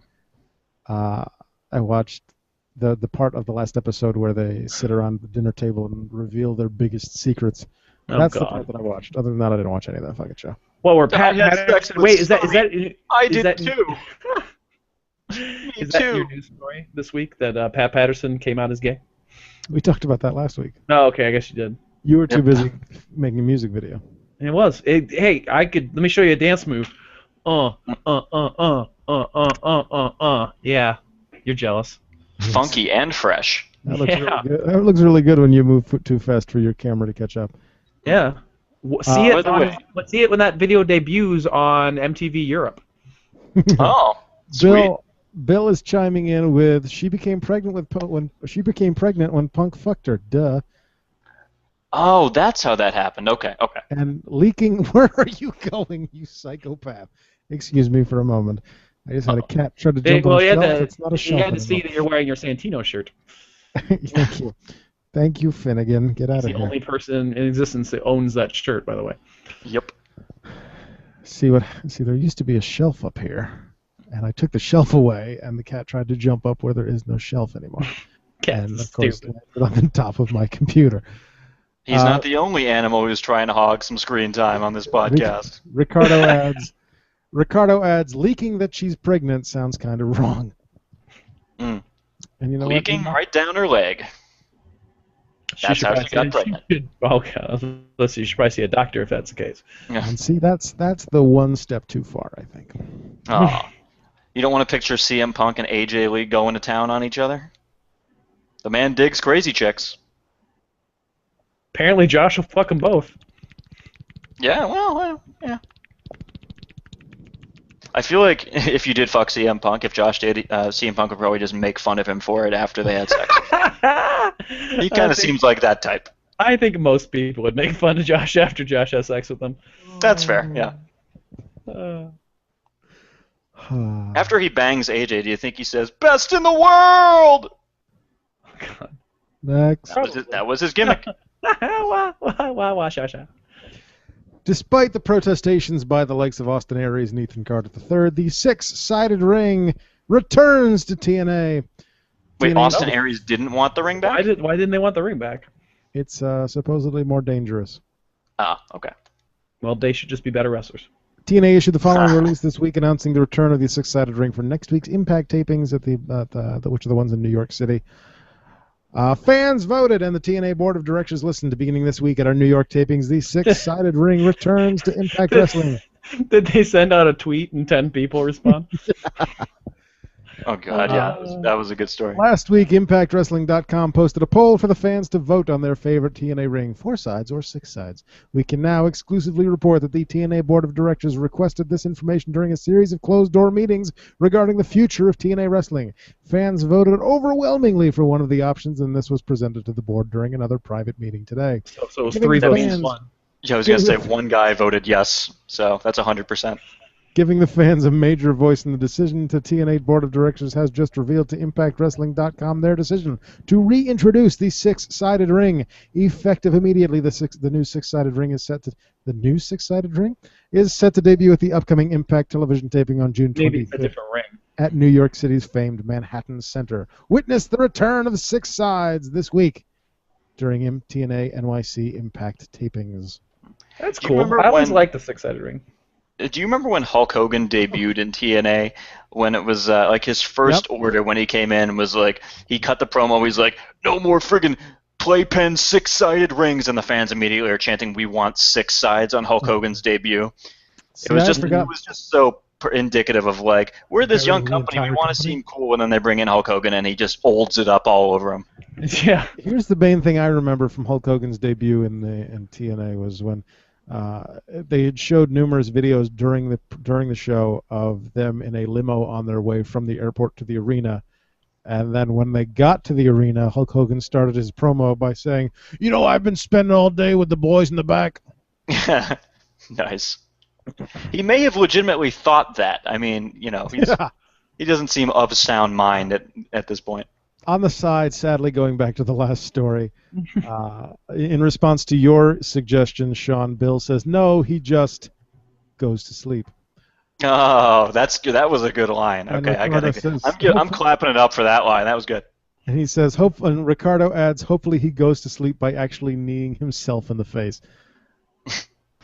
Following up on that, yeah. Bill also says the old six-sided ring got pawned for dope. Aw. Someone's got to keep Willow's addiction in check. Which dope? Rockstar Spud? What? If he could, because he's a dope, is my point. Oh, I see. Bill responds, if he could knee himself in the face, he wouldn't need AJ. Hey, all right. That's Got awesome. some good lines here. Next. I think Bill should be hosting the show. He should be, Shasha. He's been on the show before. Bill's been He on the show once. before. He was on the Fuzzy. I In remember that Fuzzy that. Bigfoot episode. Somebody needs to put him over. I'm not sure who Ricardo's talking about. I think he's talking about AJ putting him over literally during sex while they do sex to each other. All right. Do sex. In a Where Are They Now article for WWE.com, our good friend Mike Adamle commented on a possible return to the WWE. No. Adamle returns Possible? as a sports anchor for a Chicago NBC affiliate and trains for triathlons. He wrote, quote, it was pretty devastating to be let go. Mr. McMahon had brought me into his office and said, we're going to end this. Today is your last show. I would come back in a heartbeat. It's something that I wanted to be a part of and wanted to be successful at. I still think about the people at WWE because they were great. I miss a lot of them. I miss the atmosphere, unquote. I miss Jess Harvey. Bring back Adam Lee. Bring back Adam Fuck Lee. you. Bring back Adam Lee. The Samoan Bulldog. Yeah, he messed some shit up. Yeah, I know, he needs that's to awesome. disappear forever. Next. Wah, Shasha. Josh Matthews has reportedly left the WWE. What? Is The it company left hasn't- or fired? The company hasn't actually reported the news, but his profile was removed from .com and added to the alumni section of the website. Matthews first appeared in WWE in 2001 on the original MTV Tough Enough series. Jesus. He has been announcing for the company in various forms since December 2002 and was previously hosting the WWE Network's Raw, SmackDown, and pay-per-view pre- and post-show panels. That fucker has been employed for 12 years. Yep. 13. That's the most unlikely 13-year hire since Funaki. With that said, bring back Adam Lee. Bring back Adam Lee. Bring you. back Adam Lee. No. Yeah. Speaking He'll of be doing Adam, the pre-show. He's going to be doing the pre-show this weekend. God. Exactly. I hope you fans are ready for Monkey in the Bank. Oh God. Speaking of Adam Lee on the side, Bill says, Adam Lee, I would love to return to WFW. World Federation Wrestling. Good stuff. We fuck wombats. Yeah, okay. Why not? I am a raccoon. I may be able to get down on that, so yeah. I do enjoy a little wombat action from time to time. Tap that wombat ass. Oh yeah, with my paw. Yeah, hit that. Yeah. The visual joke. Oh yeah. That's why you need to tune in live Wednesday nights at 7:30. Next. Wash. As previously reported, Vicky Guerrero's appearance on Raw this past week was her last with the company. Vicky informed WWE that she would be leaving before WrestleMania 30, but decided to stay around and finish out her run. She is said to be leaving on good terms and didn't have any issues with WWE, but simply wanted to move on to something else. The door is open to future special appearances. In addition, Vicky is said to have had some creative input as to how her departure would happen. The Eddie Guerrero tribute moments, like his theme song, doing the shimmy, etc., were her idea. I liked it. They'll bring her back once they run out of ideas for a SmackDown or Raw general manager. Yeah. And actually, speaking of people being fired, what happened to Brad Maddox? Is he still with the company? Or he was, from last I heard, he was stuck in a cave. Did you see he's that? posting YouTube videos. Oh boy. And he's stuck in a cave? Yeah. Yeah, and he wanted people to call for the police. Is this one of your news stories? No. Okay, yeah. Well, he basically on it. He said that he had posted a couple other videos before. He was on this he's in Mexico and he went in these caves and he posted this thing. He's all bloodshot-eyed and distraught. And he's in this dark environment. He's like, I don't remember where I'm at. Please, someone call the cops. I think I'm in this part of Mexico. And they're looking at the comments. Some people took it seriously and actually called the cops. So. The Mexican cops? Ole. But Federales? But yeah, I don't. Is he still employed by WWE? Yeah. So he's going to get in some really big shit, I think, for this. He'll be our next one on unemployment line. Yeah. After this little thing. At least he didn't pull a Matt Hardy and say he was going to kill himself. Good. Yet. Right. Bill wants to know, how has Josh Matthews been employed so long and still looks like he's 11? That's very good point. It's very, very true. Next. Oh, As I posted on Facebook today, WWE.com You broke this scoop? has confirmed that Wade Barrett suffered an injury during his match against Dean Ambrose at the SmackDown. He got the phone call specifically from Wade to tell us all. I'm afraid I've got some bad news. I've separated my shoulder and might not be able to compete at Money in the Bank. WWE physician Dr. Chris Hamann said that Barrett, quote, sustained an injury to his right shoulder when he was thrown into the barricade by Jack Swagger. After Barrett felt immediate pain and a pop, we brought him back to the training room and the exam showed a separated shoulder. We're going to do some additional testing this week and then sit down with him and talk about options for treatment for this injury. So first Swagger takes out Ziggler, now he's taking out Barrett. Why does he still have a job? Yeah. Bring back Adam Lee. The site notes that no official determination has been made in terms of Barrett's participation in Sunday's Money in the Bank contract ladder match. This is kind of unfortunate, because do you remember a couple years ago when there was the rumor they were going to do the Money in the Bank match at WrestleMania, and then Barrett got injured before the match? It was at SummerSlam. They were going to do a Money in the Bank at SummerSlam for Barrett, and then Barrett got injured. I thought it was at WrestleMania, because he actually did miss a WrestleMania. And I think it was like a Battle Royal or something. He got thrown out and got fucked up. What's that? I know he got bumped off. He got bumped off the Royal Rumble. I remember that. Yeah, that's true. Anyway. Bad News posted the following to Twitter, commenting on the injury he suffered at the SmackDown tapings. Thanks for the tweet. Shoulder is beat up, but it's not the end of the world. Getting X-rays tomorrow. I'll know more then. #B&B. So when he doesn't get in, he's gonna post. He's gonna start his post with, "I'm afraid I've got some bad news." So yeah, exactly. Fingers crossed. Fingers crossed for Wade Barrett, because I want him to be in the ladder match. Yeah. He's one of the few people who could potentially win it. Speaking of which, Huh? Let's do our Money in the Bank predictions. Oh! Yes, yes, yes, yes. He'll be on the pre-show. That's right. WWE Tag Team titles, the Usos defending against Rowan and Harper. Mm. I'm giving it to Rowan and Harper finally. I want to say the new theme song is making me lean Rowan and Harper. I think it's a new theme song a week before a pay-per-view. Yeah, I think they've got more heat going into it. They're just hotter in general. So I think that Plus, it's time to get rid. Here's what I think they'll do. They give the tag titles to Rowan and Harper kind of as a way to tease that Bray might win the WWE title in the WWE title ladder match. Right. I think so. And I'll make it unanimous. I think that the Wyatts are going to win. Fantabulous. The Divas title, Paige defends against Naomi. Paige will pull out another victory. Paige will win because Cameron will cost Naomi the match. There you go. That makes sense to me. WWE title, Money in the Bank. Sheamus, Alberto, Cesaro, Roman, Cena, Kane, and Orton. We're going to this one already? Wow. This is the order it was in on the website. Okay. All right. Because they've only officially announced 4 matches so far. Yeah, so I feel like that's not going to be the This was number card. 3 out of 4. So we're predicting the championship match now? Yes. Okay. I suppose I kind of have to go with Sheamus, or else I'm gonna or else I can't possibly win the trivia, or tie the trivia. In all reality, I don't know. In all reality, I would love Alberto Del Rio to win.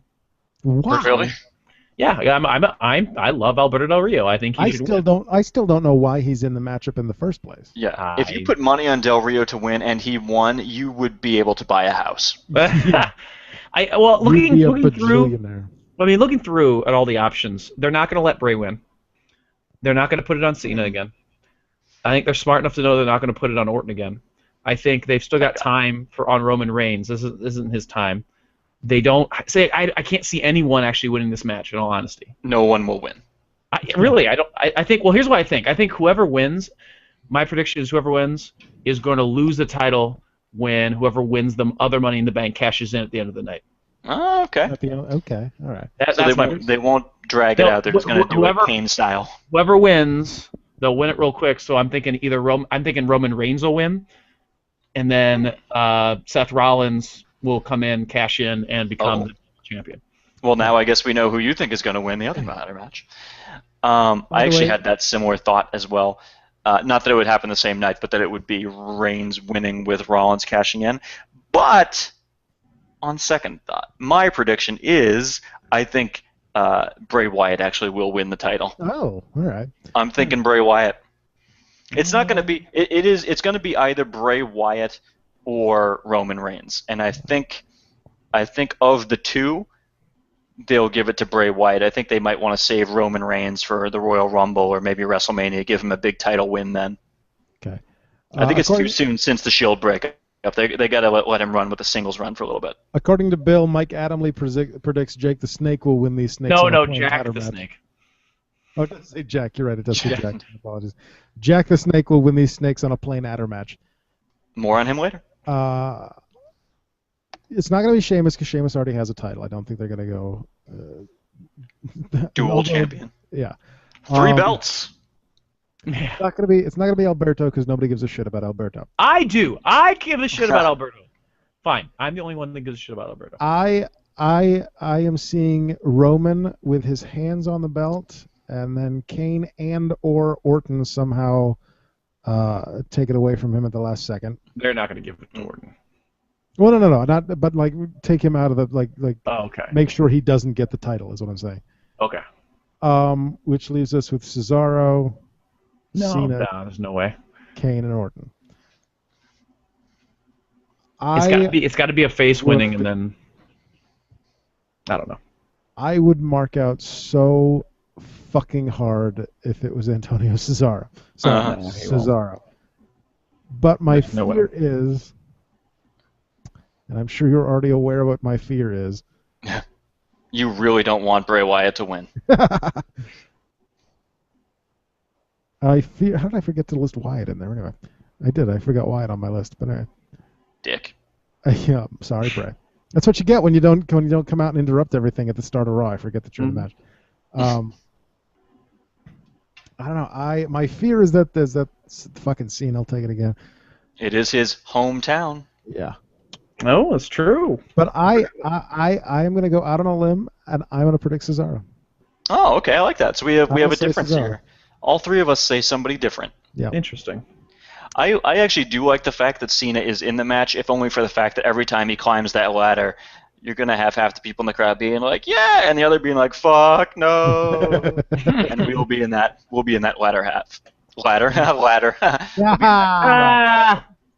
Hey, I'll show myself out. But, yeah, I'm so Andy says Reigns, Adam says Cesaro, and I am the one who will be right when I say Bray Wyatt. I think you will see it. I think you will see the Wyatt family with all the belts. Like the Shield last year at Payback. Indubitably. Money in the Bank contract match. Seth Rollins, Kofi Kingston, Rob Van Dam, Jack Swagger, Wade Barrett, maybe Dolph Ziggler, and Dean Ambrose. Would you like to go first, Andy? I'm going with Seth. Interesting. He's the only one in that match that makes a whole lot of sense, unless they decide to give it to Ziggler and give him a push. I think the only two people with I know. Isn't it funny? isn't it? I think the only two people with reasonable chances are Seth Rollins and, if he actually is in the match, Bad News Barrett. Right. And if Bad News Barrett is in the match, he's my prediction. Right. If he's not, then I would say Seth. I'm actually in the exact same boat as you. I see, again, Seth Rollins comes very close, but Dean Ambrose takes it away from him somehow, which is going to lead to their match at the next pay-per-view. Yeah. Or even at SummerSlam, maybe both. But I'm in the same boat. I'm saying if Wade Barrett is in the match, it's Wade Barrett's briefcase to lose. Mm-hmm. If Wade Barrett's not in the match, then the change of plans would be Seth. But the reason RVD. the reason that I don't lean Seth initially is because Triple H made such a point of saying on Raw that Seth Rollins is going to win the Money in the Bank ladder match. So. Yeah, I don't know. Yeah. So those are your announced matches. There are two rumored matches that have been unannounced thus far. I thought the Stardust match was going to be on there. Two rumored matches that have been unannounced thus far. Rybass challenged the Dust Brothers to a match on main event. It has not been made official yet. So we do have the possibility of Rybass versus the Dust Brothers. Yay. Can't imagine who'd win that match. Mm. And then the other rumored match is Rusev versus Big E again. Yeah, that makes sense. Well, if that happens, I'm taking Rusev. Yeah, I'll give it to Rusev. Mania. Yes. Mm-hmm. So, that's your Money in the Bank predictions. And we will be there live. We will be there live. And we will be doing a live episode of The Rundown from Money in the Bank. That'd be awesome. That would be nigh on impossible. But yeah, well, we could hook up a computer or something and just have it live streaming there, like on our phones or something. Yeah, let's break a whole bunch of copyright laws in the process. Whatever. So, that does it for the rundown for this Wednesday, June the 25th, 2014. 107 days since the Usos won the WWE Tag Team Championships. And 1 week. No, not even a week. I guess 1 week. 1 week since our favorite #1 fan, Glenn Morton, official listener, became our official listener. Yes. Glenn D. Morton. I see what you did there. The Viper, Glenn D. Morton. Yeah, thank you for clarifying, but I got you. Yeah. Atlantic Pro Wrestling presents Wrestling for the Rams this Saturday, June the 28th at 5:30 p.m. at the Triton Regional High School in Byfield, Massachusetts. I was Byfield in college. And then APW returns on Saturday, July 12th to the APW Arena at the Newbury Fire Hall in Newbury, Massachusetts. For more information, go to AtlanticProWrestling.com. Lucky Pro Wrestling presents Summer Sizzle in Clinton, Massachusetts on Saturday, August 9th. Go to luckyprowrestling.weebly.com, Weebly, Weebly.com for more information on that. Yeah. Let me know when you finish the plugs, because I got a couple of my own I have to do. I brought in some new ones. You warned us about that. And Liberty States returns in October. LibertyStatesWrestling.com. I've got a good SCW one too. You'll appreciate the title of this. Oh, excellent. Are you ready for the new SCW one? Please. Scott County Wrestling presents Red, White, and Bruised. Nice. Admission. May I mention we're approaching the 2-hour mark, which is when I'm going to have to cut this into two shows. Admission $8, doors 6:30, bell time 7 July 13, 2014, Walcott Coliseum. Go. That's you, Raccoon. No, I'm waiting for Adam to finish his plugs. Go. You want me to go all the way to the Stitcher, end? Mother Bitcher, Twitter, okay. Facebook. All right, Go. I'll do my plugs. All right, I'll do my plugs. I just got 3 quick ones. Okay. This Friday, head on out to the Jiffy Lube right next to Newark Liberty International Airport for Oil Rumble, a 20-woman over-the-top battle royal presented by talented women athletes troupe TWAT. Watch these ladies take it to each other while completely covered in motor oil that was left over and unfit for production. We encourage you to honk your horn if you like frontal wedgies, but smoking is strongly discouraged. On July 4th, the Bedford Insane Asylum presents In Demented's Day. We let the inmates loose into a forest for 1 day, a Hunger Games style free-for-all. However, instead of providing axes and daggers, the weapons of choice are a sock full of nickels and a frozen rainbow trout. Doors open at noon, bell time at 9:30 p.m. For all the details, visit potato.com. On August 6th, NWA Lizardy Snakes presents 24 free pythons. The first 24 fans in attendance will be awarded a complimentary Burmese python, as well as a written agreement stipulating you will not sue the company for medical bills related to snake bites. Also, after the show, there will be an autograph signing with Jake the Snake Roberts' second wife, Cheryl. Don't miss it. Okay, there we go. We got all the plugs. Got them all over. Follow us on Twitter at Rundown Podcast to live tweet with me during the show, during Raw. rundownwrestling@gmail.com for your feedback, your Ryback theme songs, your catchphrase suggestions, your fake sponsors, your real sponsors, your Doctor Who creator wrestler templates for Pertwee through Hurt, your questions for me to answer on YouTube, your dear WWE letters, and your suggestions to Vince for how to cut the budget. Like us on Facebook at Facebook. Like us on Facebook at Facebook.com/Rundown Wrestling. To make a donation of the monetary variety, go to rundown.podomatic.com and click on the PayPal button on the right-hand side of the screen. Watch our archived episodes on YouTube.com/Rundown Podcast. And circle me on Google Plus at google.com/plus Adam Rundown. Circle jerk. If you want to get a copy of a poetry book, go to tinyurl.com/Distant Horizons. Donate your $2.50. Get yourself a goddamn PDF. It Search for us on iTunes. It is British approved. Sorry. That is actually, when you download it, you get something called a PDF file. 100% of all PDF Britons file, nice. have appreciated it. Not a stop that. Search for us on iTunes under the Rundown Wrestling Podcast. If you subscribe, you get the podcast delivered to you absolutely free each and every week for $0.00. If you cannot afford a monetary donation, leave a 5-star review because that helps other people find us. If you leave a text review, we'll read your name and your review on the air like these fine people.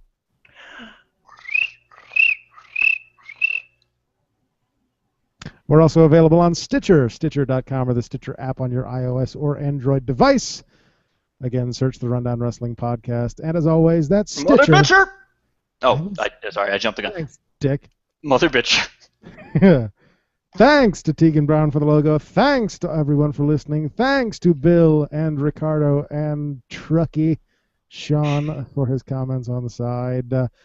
I will still submit my job application to your boss. Thanks to Raccoon Lanes. Got my resume right here if anybody wants that. Just saying. Is that the same one you signed for that kid? It's maybe. Thanks to Andrew. Oh, you were very welcome.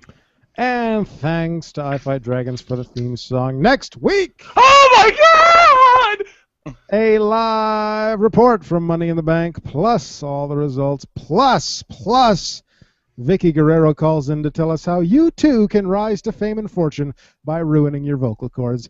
And as always, remember, Jacob, good night. And good luck. And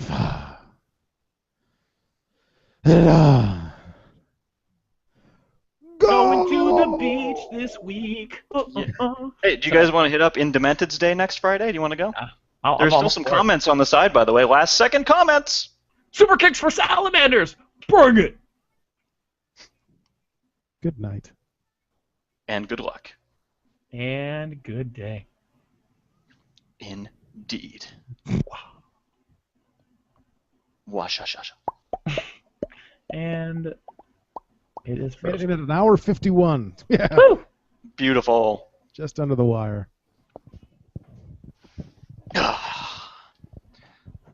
It's so beautiful. This show just comes together like that. And stop. Oh, I forgot to hit record. My bad. I guess we're talking to ourselves this week. Wait, what number? What number is it? 157 by my count. 157. Do. File, export, run, a down, 157.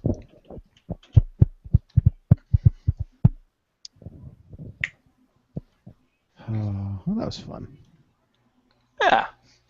Oh, Vicky somebody else Guerrero- commented. Vicky Guerrero tells you how to be rich and famous by having a dead spouse. Lee. Truckee Kid says Hatboro Horsham. Oh, that's Oh, son of a... Horsham Elite. I'm not sure what that means. Oh my God, that's right. Is he from near where I have am? that one. Hatboro-ish? Yeah, that's right. Are we still live, by the way? Are we still on the air? We are live. Yeah, We are still broadcasting, yes. that's right. I completely forgot we both went to the same high school and that we both know that girl, Michelle. Oh, I guess I knew her sister Heather. Small world. Mm-hmm. Mention her. She'll remember me. I was in class. I was the raccoon. I was the only talking raccoon in the class. That is a distinguishing characteristic. Yeah. He mentioned something about her during work today, and I can't remember what it was. So he might just have to send you a message on Facebook or Was something. it that she does sex well? I don't know about such things, but maybe. I'll leave it at that. We'll leave it there. Just leave that. Is that where we're stopping the broadcast? I think so. Okay. I think so. Good night, everyone. All right. Bye. Talk to you next week. Yay! After Money in the Bank. Yes. And I may be on the show depending on whether or not I may be going to a Red Sox game on Wednesday night. I'm not sure. There are. We'll see. StubHub has tickets still. I know I know I'm going to a Red Sox game next week. I just don't know which day it is. That's the tough part. Got to figure that out. All right. I'm going to stop the broadcast now. Already. But like.